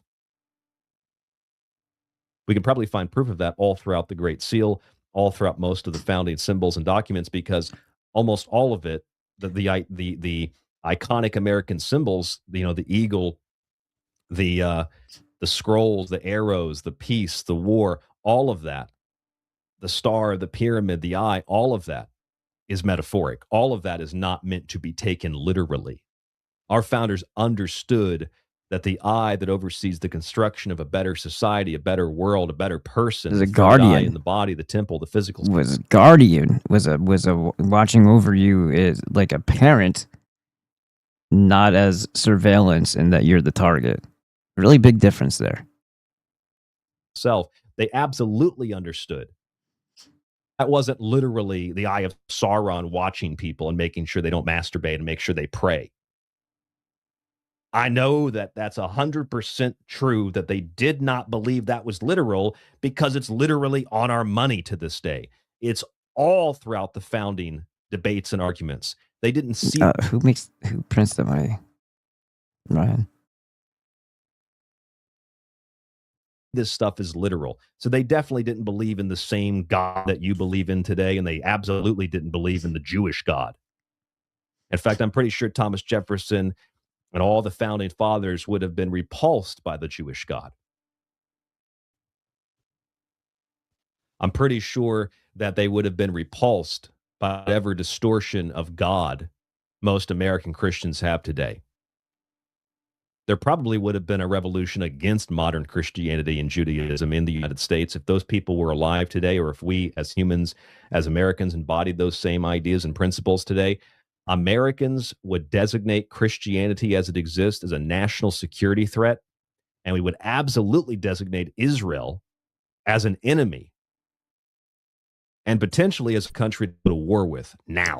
If you think that sounds weird, remember I told you about Samuel Morse and how he was warning people in his book in the 1830s, like Morse code, the telegraph, that guy, that this influx of quote-unquote Roman Catholics was a Jesuit ruse to bring the same despotism here that they were getting away from in their Protestant Reformation and getting the hell out of Europe.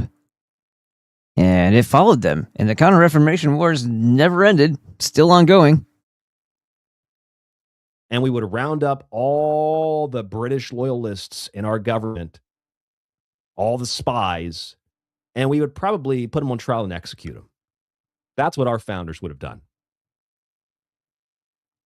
Yeah, and when you say British loyalists, well, you got to understand the same as then as now. When you talk about a geographic location and a so-called king, what's the real power after your country and your people are enslaved into a debt system that you yourself, as the king, have a vested interest and basically stock in? Who runs you and where you work? The king is working for them. So to say that somebody's a British loyalist, there is no country anymore once the central bank has taken over its identity and co-opted it. The people don't know that, just like they don't know it.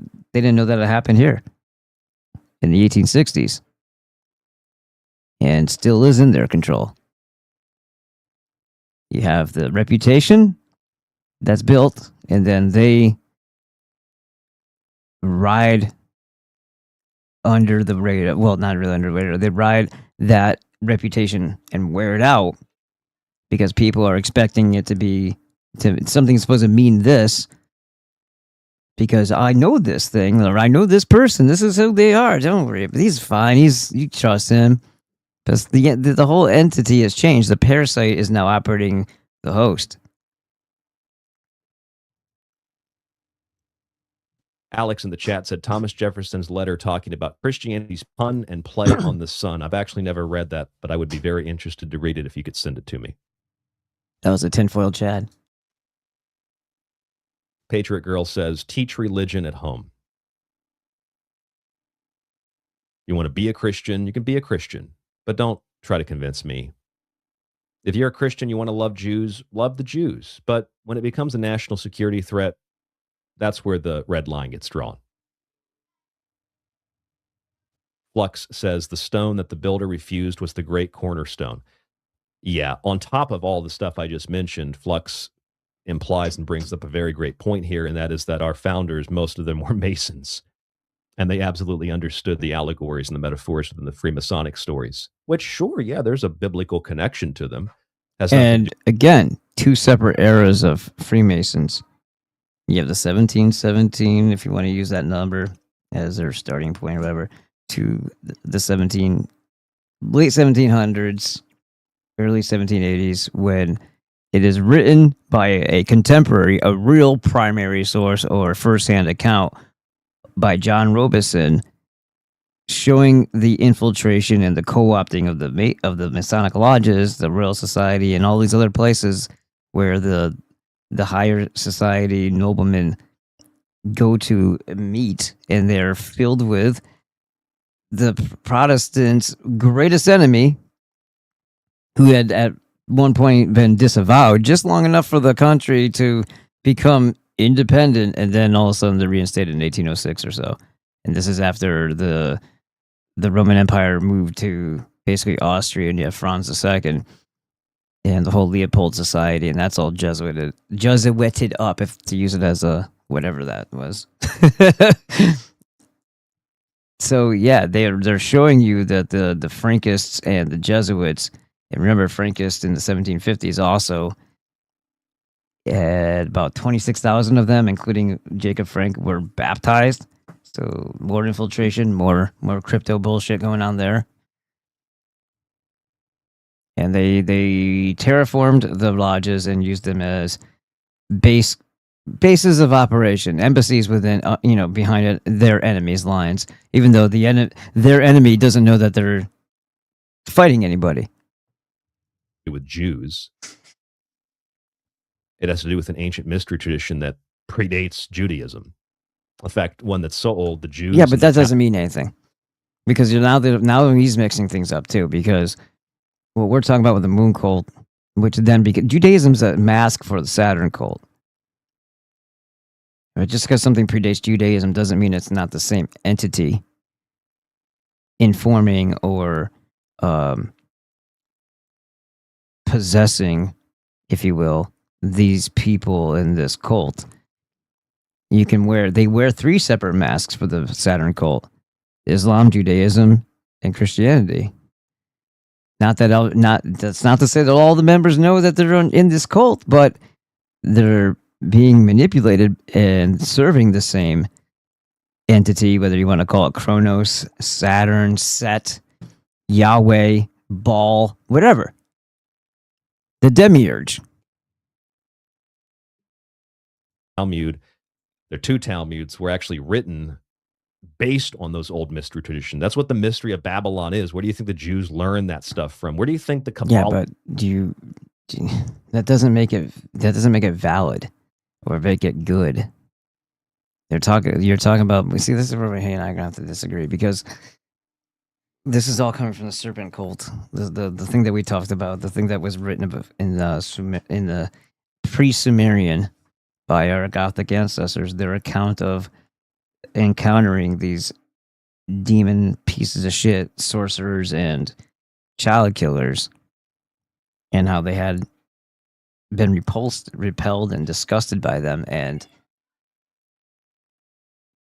didn't immediately engage them, but were being constantly aggravated and attacked by them, to the point where they had to show them they had to break up their power structure, and they did, and they took out El, who was also named Elu. They took out Balder, also known as Abel or Loki, and Woden, who was the father of Balder, not of Thor. Thor and Odin are the same person. Woden with a W is the other guy. Is the father who I think he's the first to be dispatched. And what's funny about the stories about him is that he delights in self-flattery of how clever he is and how he's a master of disguises. And I'm thinking to myself, you mean like a crypto? You mean like a spy? And what they also do, they terrorize people and they utilize food as a weapon and starve people. Has anything changed? Does it take a whole lot of thinking to, I don't know, connect those people in that serpent cult of the moon with modern day, what is personifying itself as and declaring itself as the supremacy cult of Judaism? Like came from, they just took it from other cultures. So let's go back to what we were doing here. And I'll check the chats again real quick. Ding. Nope. Ding. I got rid of those.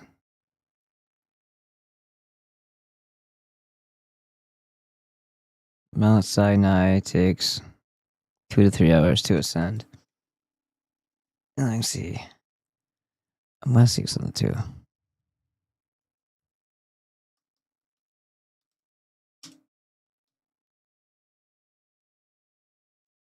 There's this Mount Hermon. And then let me see.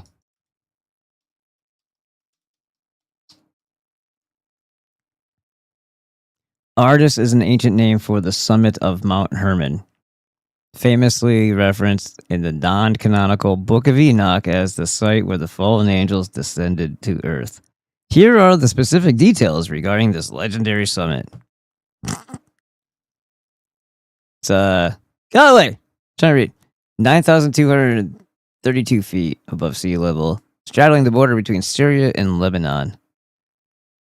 And isn't it funny that there's so much turmoil in the very places? Because this overlaps with the areas in dispute or were, battlegrounds 5,000 years ago, before anybody knew the word Judaism or anything else, Christianity or Islam. And it was our Araya, noble royal Araya ancestors or Goths dealing with a problem, a discussing group of demon conjurers. They didn't have a god. Demon conjurers and just absolute brutal terrorists to everyone around them, stealing their food, doing all kinds, stealing their children, doing sacrifices, making drugs out of adder's venom. Nod to Eamon Hillman and the Burning Purple, but this came way before Greece. And also, what else? What else did they do? What else did they do? Yeah, they poison people with the same type of pharmakia they poison you with now. They just convince you to do it on your own these days. Yeah, you wanna be skinny? Here's some Gila monster venom. That should do it. Here's some terzipatide. Here's some Ozempic. Here, have some ratatouille Oh no, it just paralyzes your stomach. You can't get any nutrients in you. Your muscles wither away. Your bones get weak, and hey, sunken cheeks though. Sunken cheeks. You want to look, Max?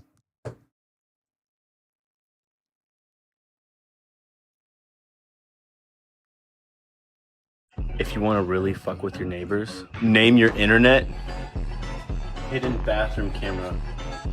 But name it 4 so they think that there's more than one. If you want to really fuck with your neighbors. This is sickening. Have a watch. You remember back in the day when you could spend maybe 15 minutes and a couple bolts to replace your thermostat? A fucking thermostat. No, sometimes like stupid shit like what was it? It wasn't the O2 sensor. It was some other stupid sensor.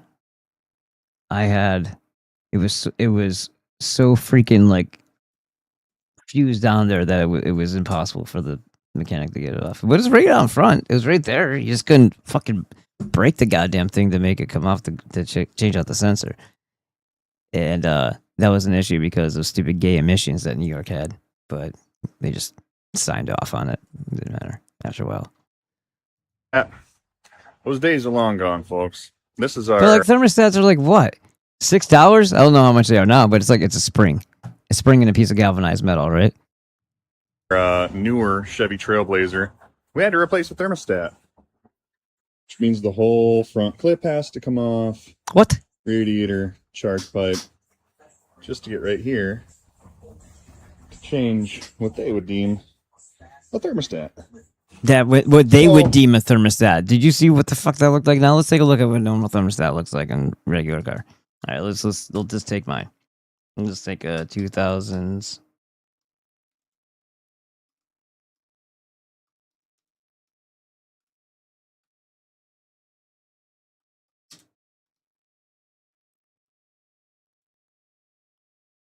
That's what it's supposed to look like. It's a spring. I think there's a piece of galvanized. Key your podcast to the top of Africa. I don't do work with people called Hussein. Anyway, that's what it's supposed to look like. That's a thermostat. Did you see what the hell that guy had in his hand? It's a freaking octopus. It's only about a 6-hour job in and out.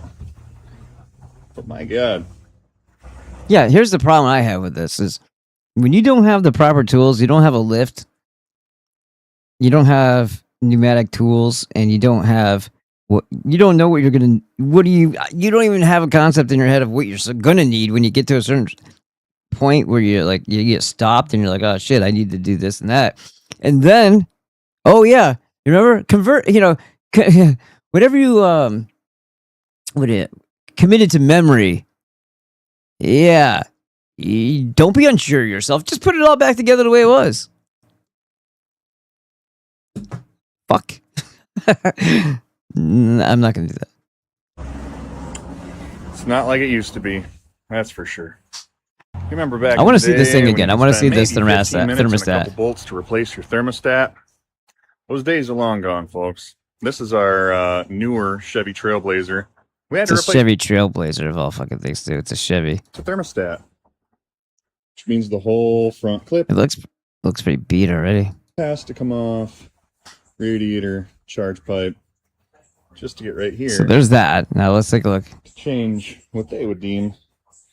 What in the fuck? You see there's a plug there.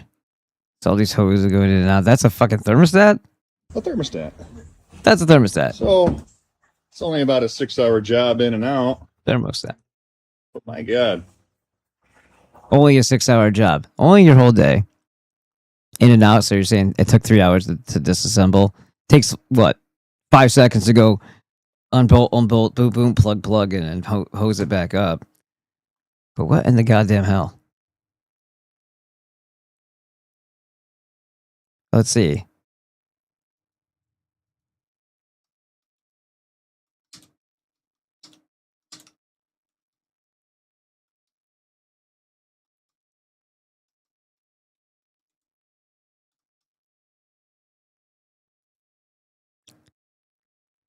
Show me a picture. There. $261. $261.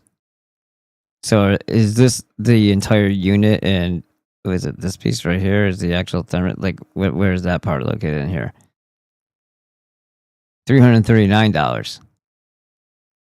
Integrated thermostat housing assembly. Jesus Jones. Jesus Jones. And how much was this one?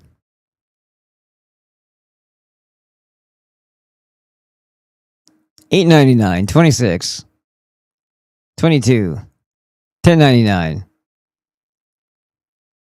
Yeah. Yeah. And this is where everything's headed. It has headed. Is already there. Can't work on them. And the parts are retarded. This is what they call progress. Oh, and by the way, there's so many sensors and digital locks on everything too. Don't you dare try to do it cheaper. You will go to the dealership. You will spend through the fucking nose even after you've paid on your vehicle. Nope, they're not done with you yet.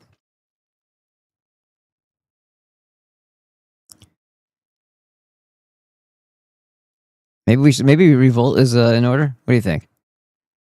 This dude just like swears for like 5 minutes. So this fucking Jewish bitch says my bloodline ends with me. And you can tell he's a fag. It becomes more and more obvious the more you listen to this guy.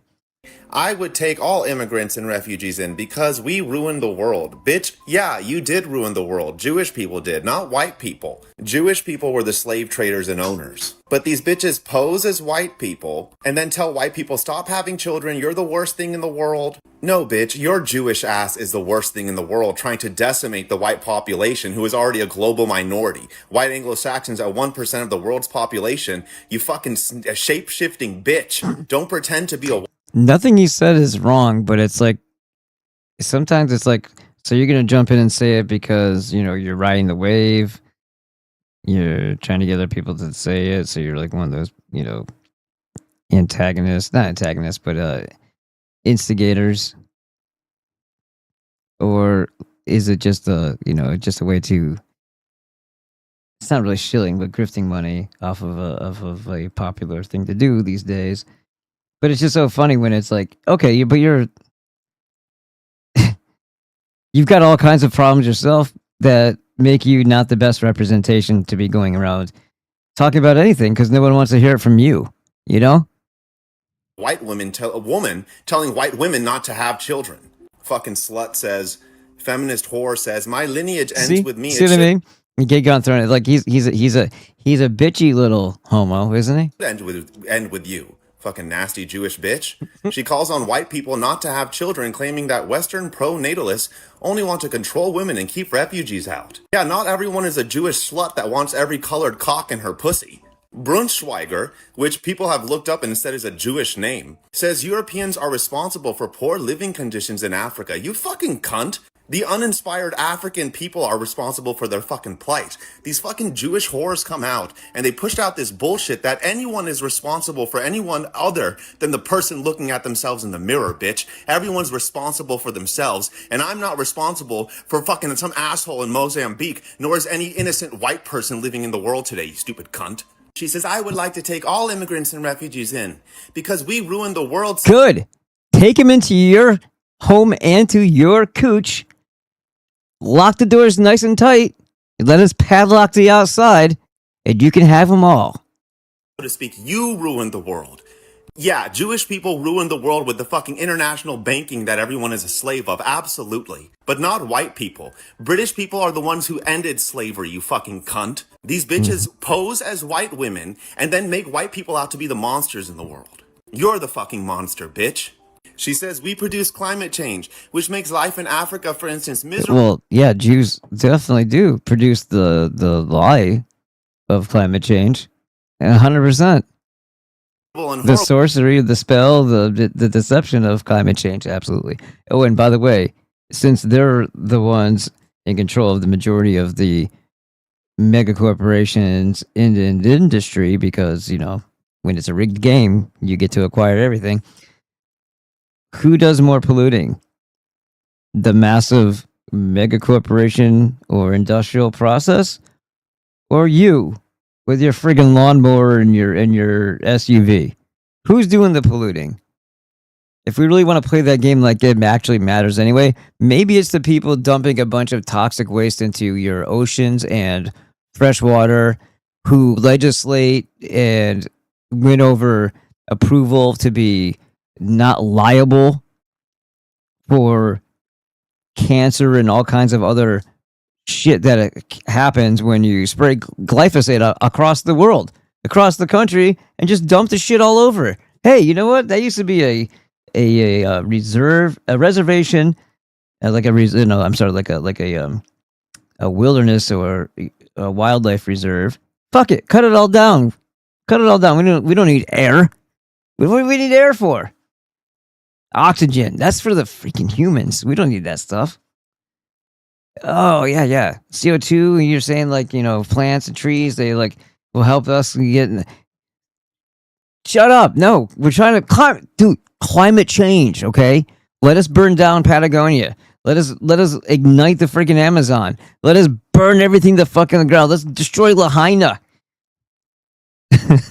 Let's put up data centers that actually raise the temperature of their surroundings by shit tons of degrees.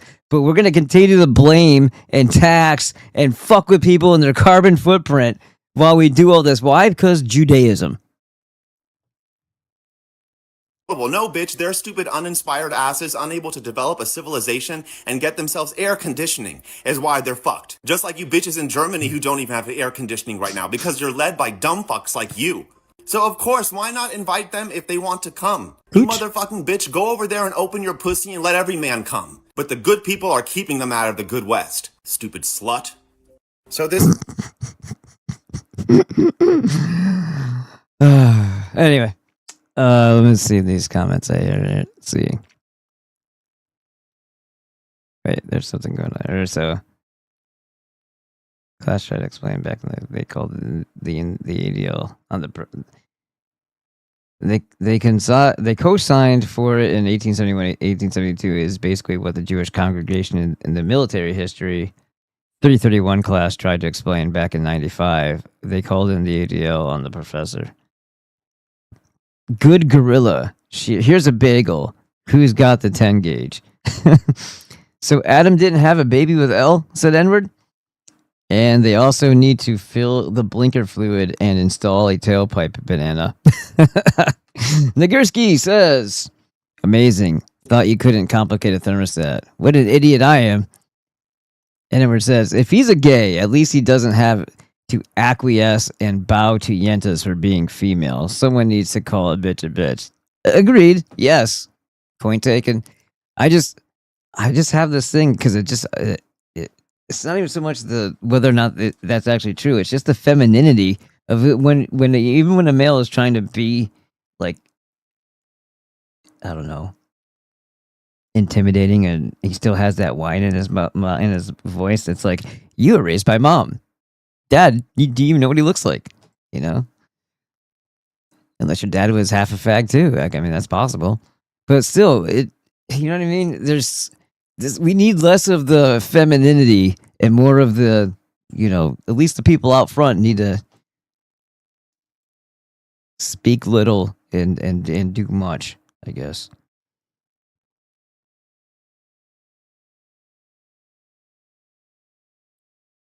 I don't want to see anybody fighting for our country like this. uh,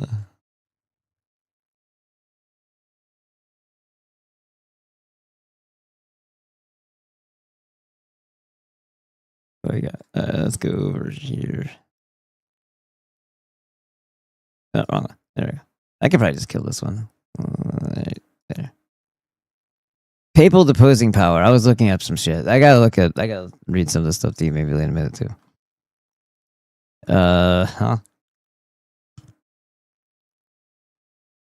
You ready for this one? And she's got the monarch butterfly on her too, because I'm sure that's completely not psychological embedding or the props that they put this actress in to relay this. Who knows which is which? Is it because people act so fake and artificial, like they're acting even if they're trying to be meaningful and honest? It's that they everything about their persona that they expose to the world, or show the world of what they want people to think that they are, is so fake that all they do is act their lives anyway. They LARP. And they don't know how to turn that off because they don't really know how to socialize naturally, because everything they've been doing up to this point has been guarded and about, hey, I can be whatever I want. But it's like your acting skills are terrible. Your acting skills, everybody knows that you're insincere and you're phony. So it's hard when people are trying to be like, I'm really adamant and really emotionally driven by this. And it's like, yeah, but it still sounds like you're full of shit. It still sounds fake and retarded, Like, next, bring up the next actors, please. Stop using Hold on. AI! How? Hold on. It does it happen, Hold on.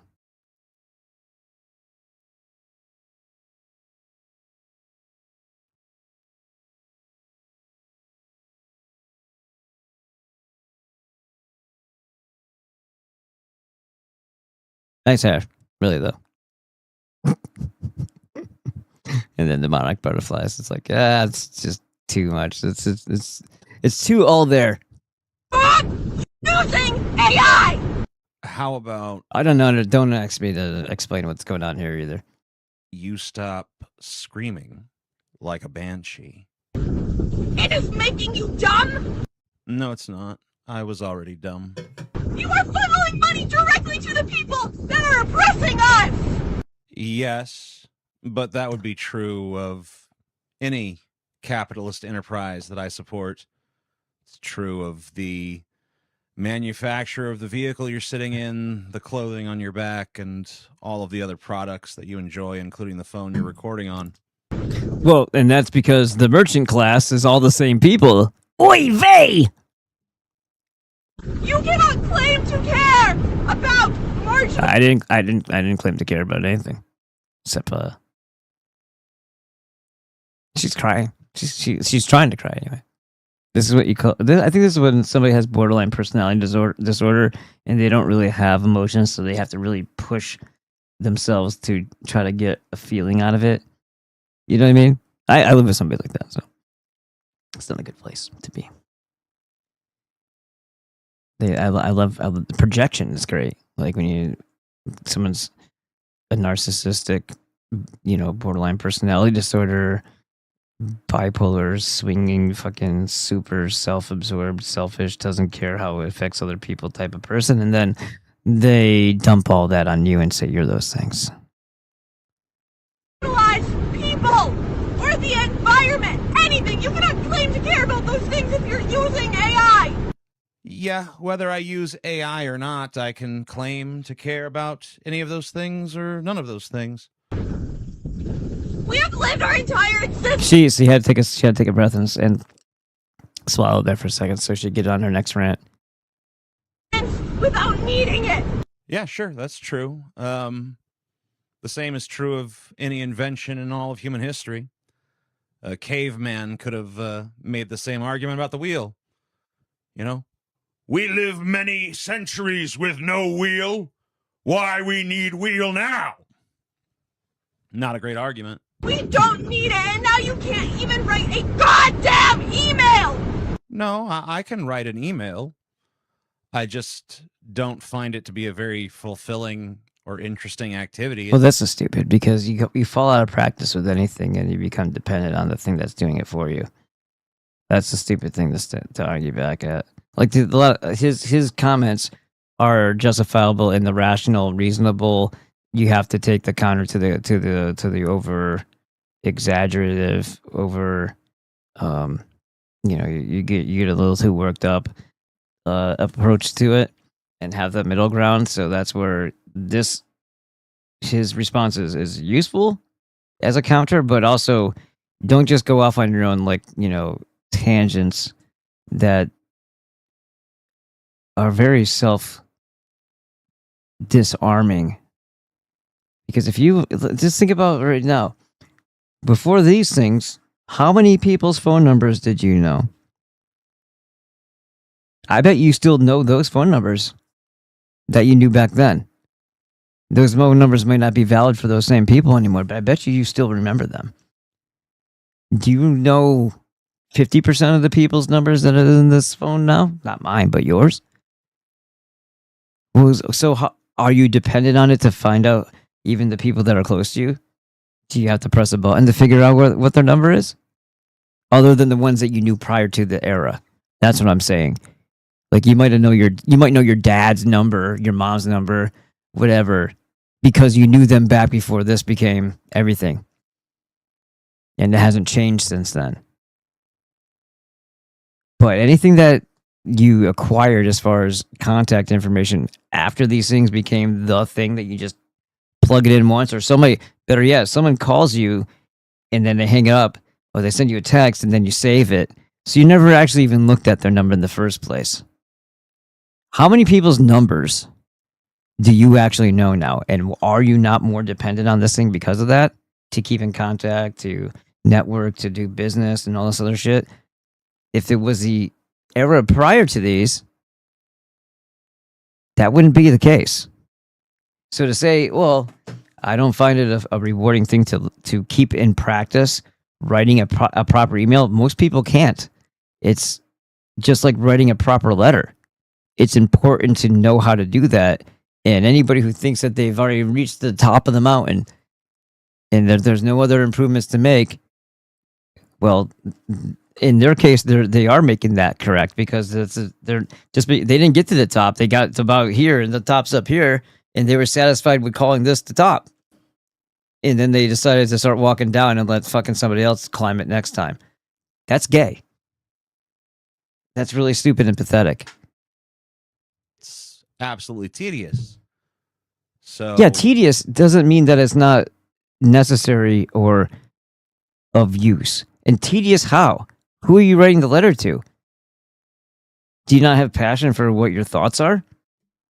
Right? We're talking about fucking typing on a keyboard and this is too much for you?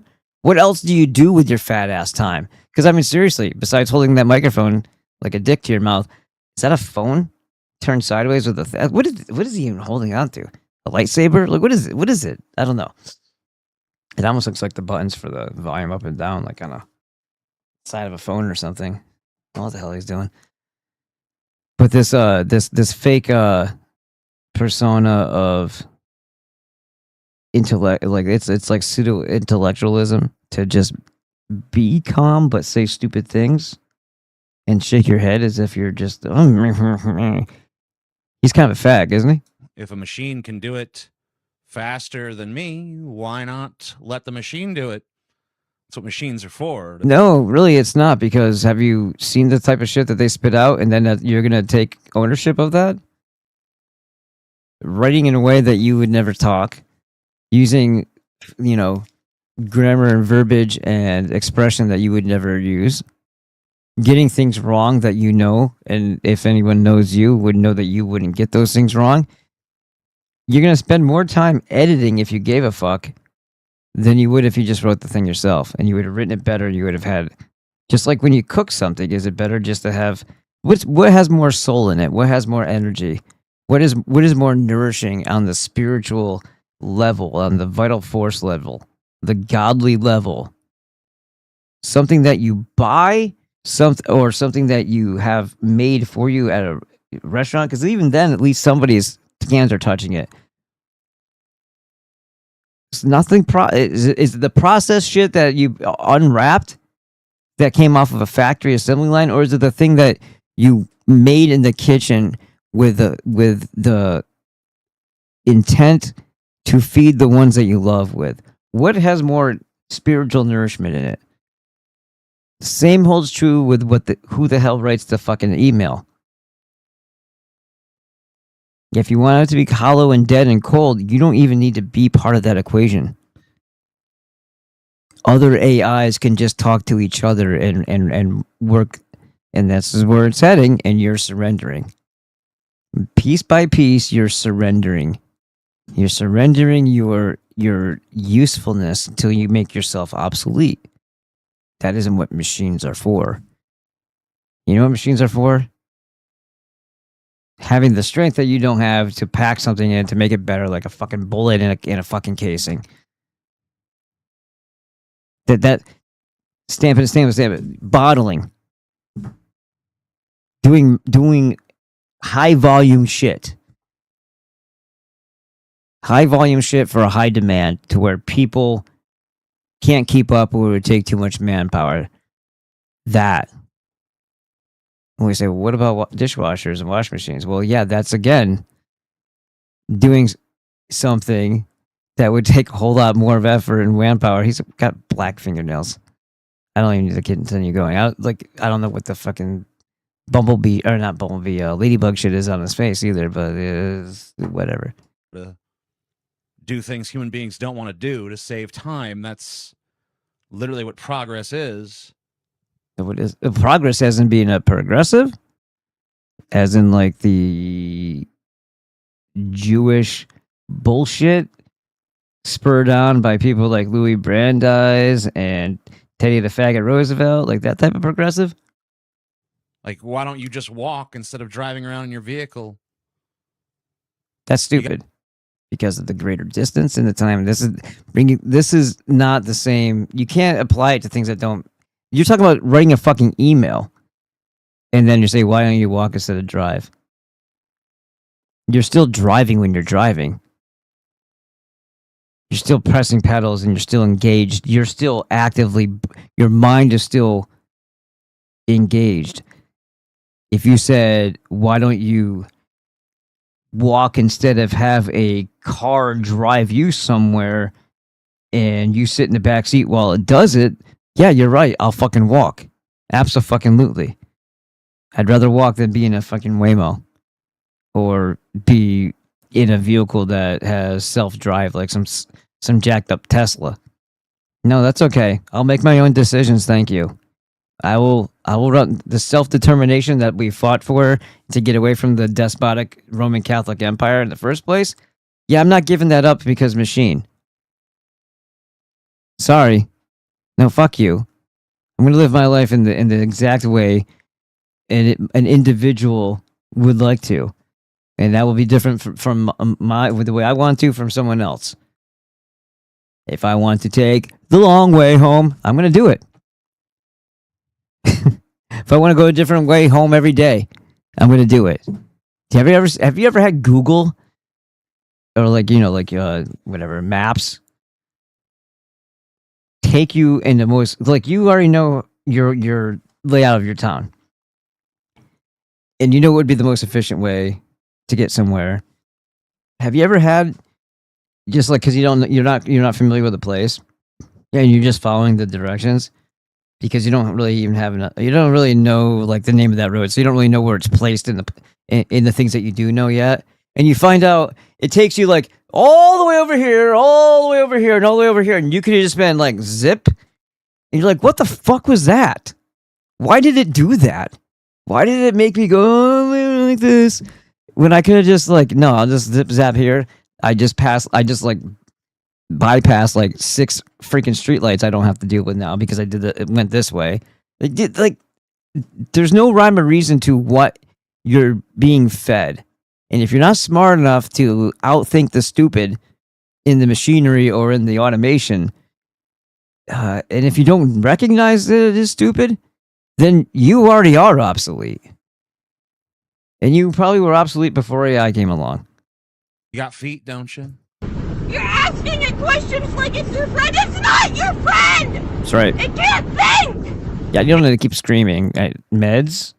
It doesn't! Not meds. Meds are bad. I get it, but opioids might make you calmer. Have a brain! People have brains! Well, some of them, sure. You need to go out and talk to real human people! You need Like her? Like her? Hi! How's it going? Nice day, isn't it? The sun is out! You know, that very well might be a true statement, but it's been put forth in a manner that, frankly, is a terrible advertisement for the concept. Stop using! Yeah, well, I mean, it's pot to the kettle over there, right?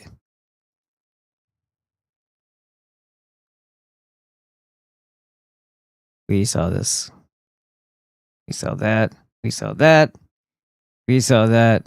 We saw that. We saw that. What the hell is this? Yeah. Moving on. We saw that. We saw that. We saw that. I passed that one.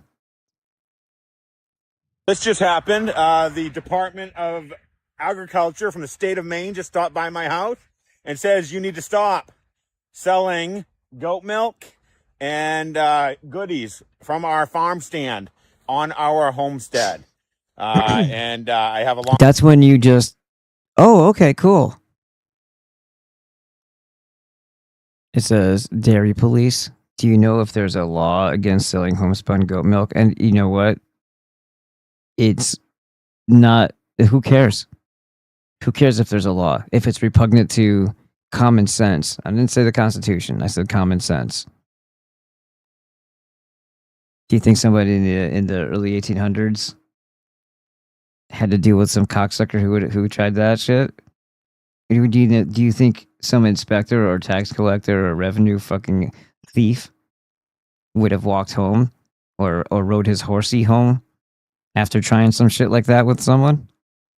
Or do you think they would have been buried somewhere in the cornfield? Well, that's your answer right there. It's, I don't know what fucking homespun is supposed to mean. But Joe my heck? Is he a Jew? Joe Richards, yup. Okay.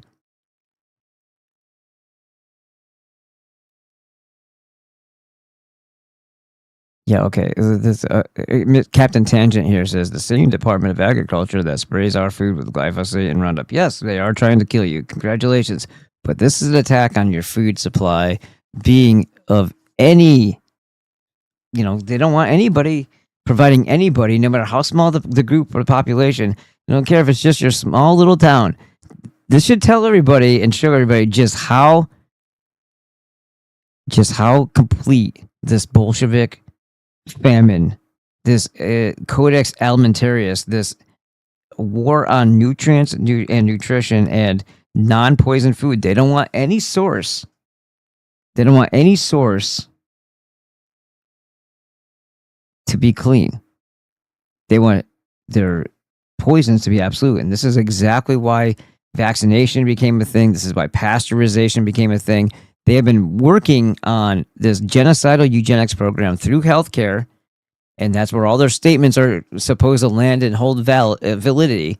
It's supposed to stick to that bullshit fabric, this Velcro that they've laid out of their medical science, which is all fraud and lies because it can't be true because it's allopathy, and allopathy states opposites cure opposites. When opposites suppress opposites, when you have a concept and understanding of homeopathy and nutrition, minerals, you can combat the majority of things that are thrown at you but you need clean sources of water and food, and that's the very thing that they're trying to eliminate.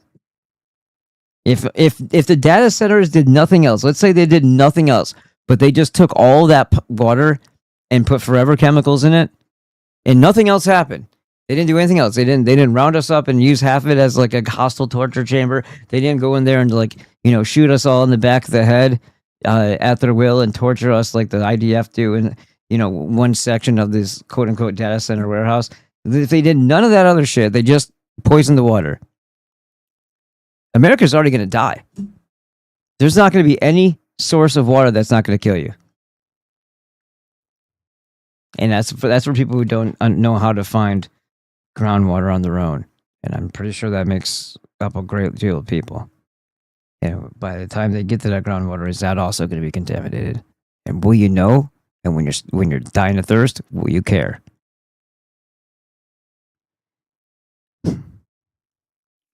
This is goat milk that's allegedly raw. So what? Consenting adults doing adult shit. There is no, unless you would like to be treated like a prisoner, because that's where because you could say child, and we're being treated like a child. Getting closer though, you're being treated exactly the way they perceive you, like a prisoner, and everything that they don't want you to have is contraband. And whatever way they can wedge or misread or apply another null and void, invalid law against. Think about this. This is coming from Rothschild. This is coming from basically the people who were handed over the controls of the Bank of England, City of London, by the Swassos. Okay, and during that time where they had the Dutch East India Company and Malthus saying that we should encourage people to do the opposite of what's healthy, so that we can get rid of people because of population, because of management of the population. It's not because the earth can't handle the people. It's because they don't like it when there's a lot of us and however many of them. They do their own census. Who knows how many there are. And Curious Joel, if you just counted Curious Joel by itself, I think that accounts for more than 1% of the population in this country. Fucking 15 kids each. Long video of it. Trust me, there'll be part 2 and 3 and 4 and 5 of this. This is a minute after. A little tiny shit. If somebody came up to my house and my parents' house, we have a little thing like that in the back of our yard. It's not for selling things. It's just stored bicycles and shit, right? But, I've had a small business with a small store, and I went through all the permits and all that shit to do it. Still have all those permits for the business. But if I was trying to just live in what I know I'm providing to people, and I am with the hot sauce, something that's not bad for them, but if this is in as far as the creatine and stuff like that, things that aren't bad for you, and things that are potentially really good for you, and there's phytonutrients in the freaking hot sauce. The whole point is, there's no reason to feel bad about what you're doing and feel ashamed or that you're causing harm. You're not causing harm. Common law says cause no harm. Who's the victim? And by the way, consenting, you didn't go and chase them down, tackle them to the ground, and make them drink your goat's milk. They came to you. And there should be adults who are allowed to make adult decisions, just like if somebody wants to be a fucking heroin addict, go for it. You shouldn't be criminalized for it. There are certain problems out there that fix themselves. It's, when they say don't interrupt your enemy while they're destroying themselves or whatever. Well, that's so much an enemy, but, excess humans don't make the world so freaking safe for the ones that don't have the survival skills necessary to make it into adulthood. If they don't have them, then nature will clean up accordingly. It's when you have an artificial condition going on that you maintain and retain all of the excess dead weight.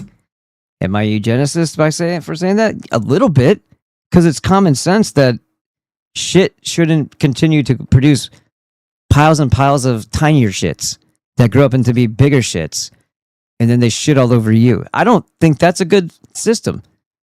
But it's only made it's only made as a like a respawning exponentially freaking overpopulating full of retards because of the Jewish money that goes into it.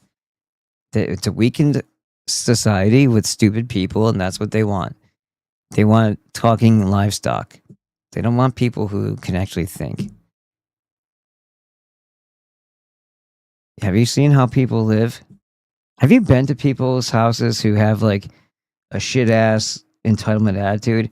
You know, they don't live in really clean homes with everything spotless, and no, because the world owes them shit, right? And they're not going to get off their ass to do anything. They're typically mostly overweight.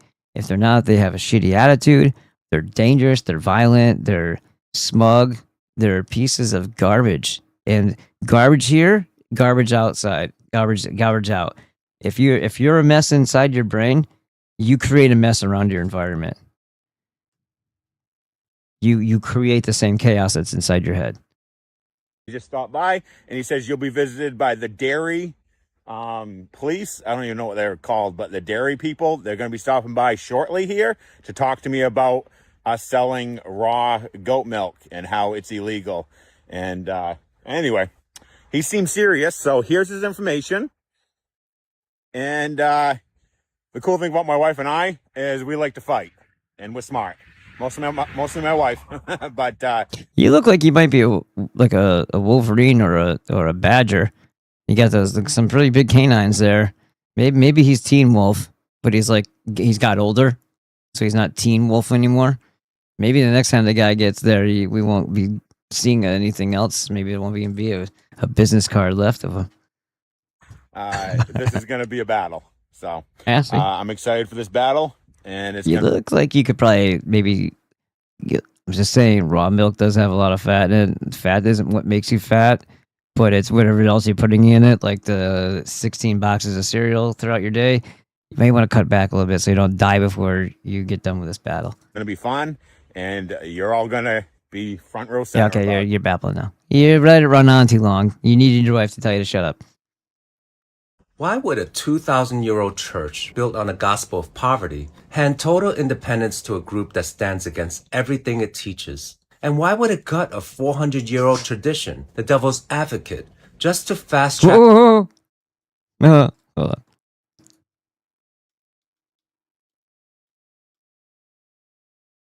You know it's gonna do it. Come on. There it is. Is there a better one? Oh, okay, that came in a little better.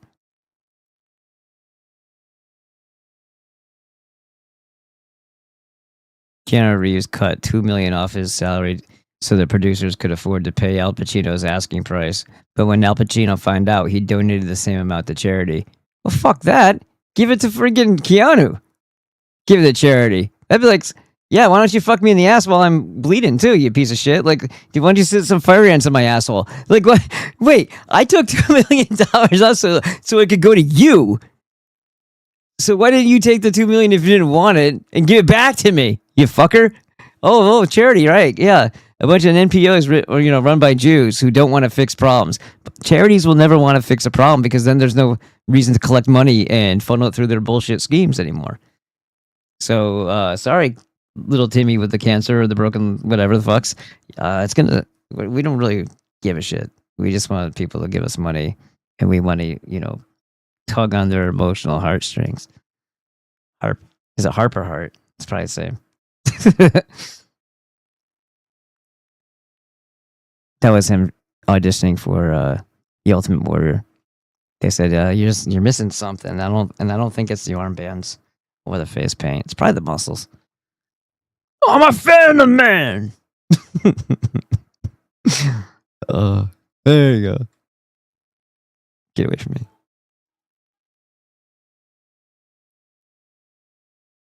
Am I getting yelled at right now? Niggas be yelling at somebody.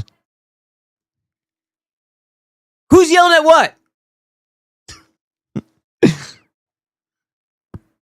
All right. Well, I don't know if my daughter's being yelled at or if it's Elijah. Hopefully, it's Elijah. Because I don't want to be yelling at my daughter. I'll kick somebody's ass.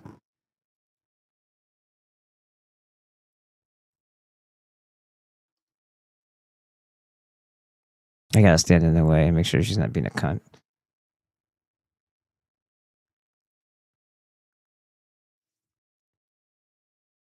Ronnie Dio and the Prophets. Yeah, that was Dio way back in the day. That's awesome. Can you believe it? Like I think he was sang for Black Sabbath for a bit or something like that. What the fuck, dude? I'm looking at history and it just dicks itself. What the fuck was all that? History, cocksucker. Where is it? Home. What the fuck's the history? Are you fucking serious right now? Yeah, there's all kinds of shit going on right now. What is going on? I'm gonna have to go yell at somebody. Motherfuckers are smashing shit around.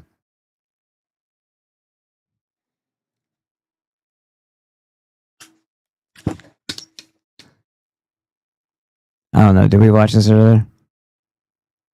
I might have to just call it. You know what to do. We'll do this later. I don't like what I'm hearing right now. Let's see. Gotta get some sleep, Dan. Long day. Planted a tree. Here I was thinking natural selection was a very painful way to be selected, but come to find out the elites or deletes want to inflict an LD50 of meaningless suffering on the masses. I hope everybody moments of brilliance. We'll return to this tomorrow, guys. Thank you very much. Thank you to anybody who supported it, and I bet you I know that someone did. Thank you for the great content. Here's for the Sunday show. Thank you very much, sir. It's greatly, greatly appreciated so much. And yeah, I was gonna just kick something out, but I don't know what the hell's going on in the background, and I gotta get on the elliptical and everything too. But I don't like hearing people banging around and losing their fucking shit. It's not cool. Not cool at all. All right. Anyway.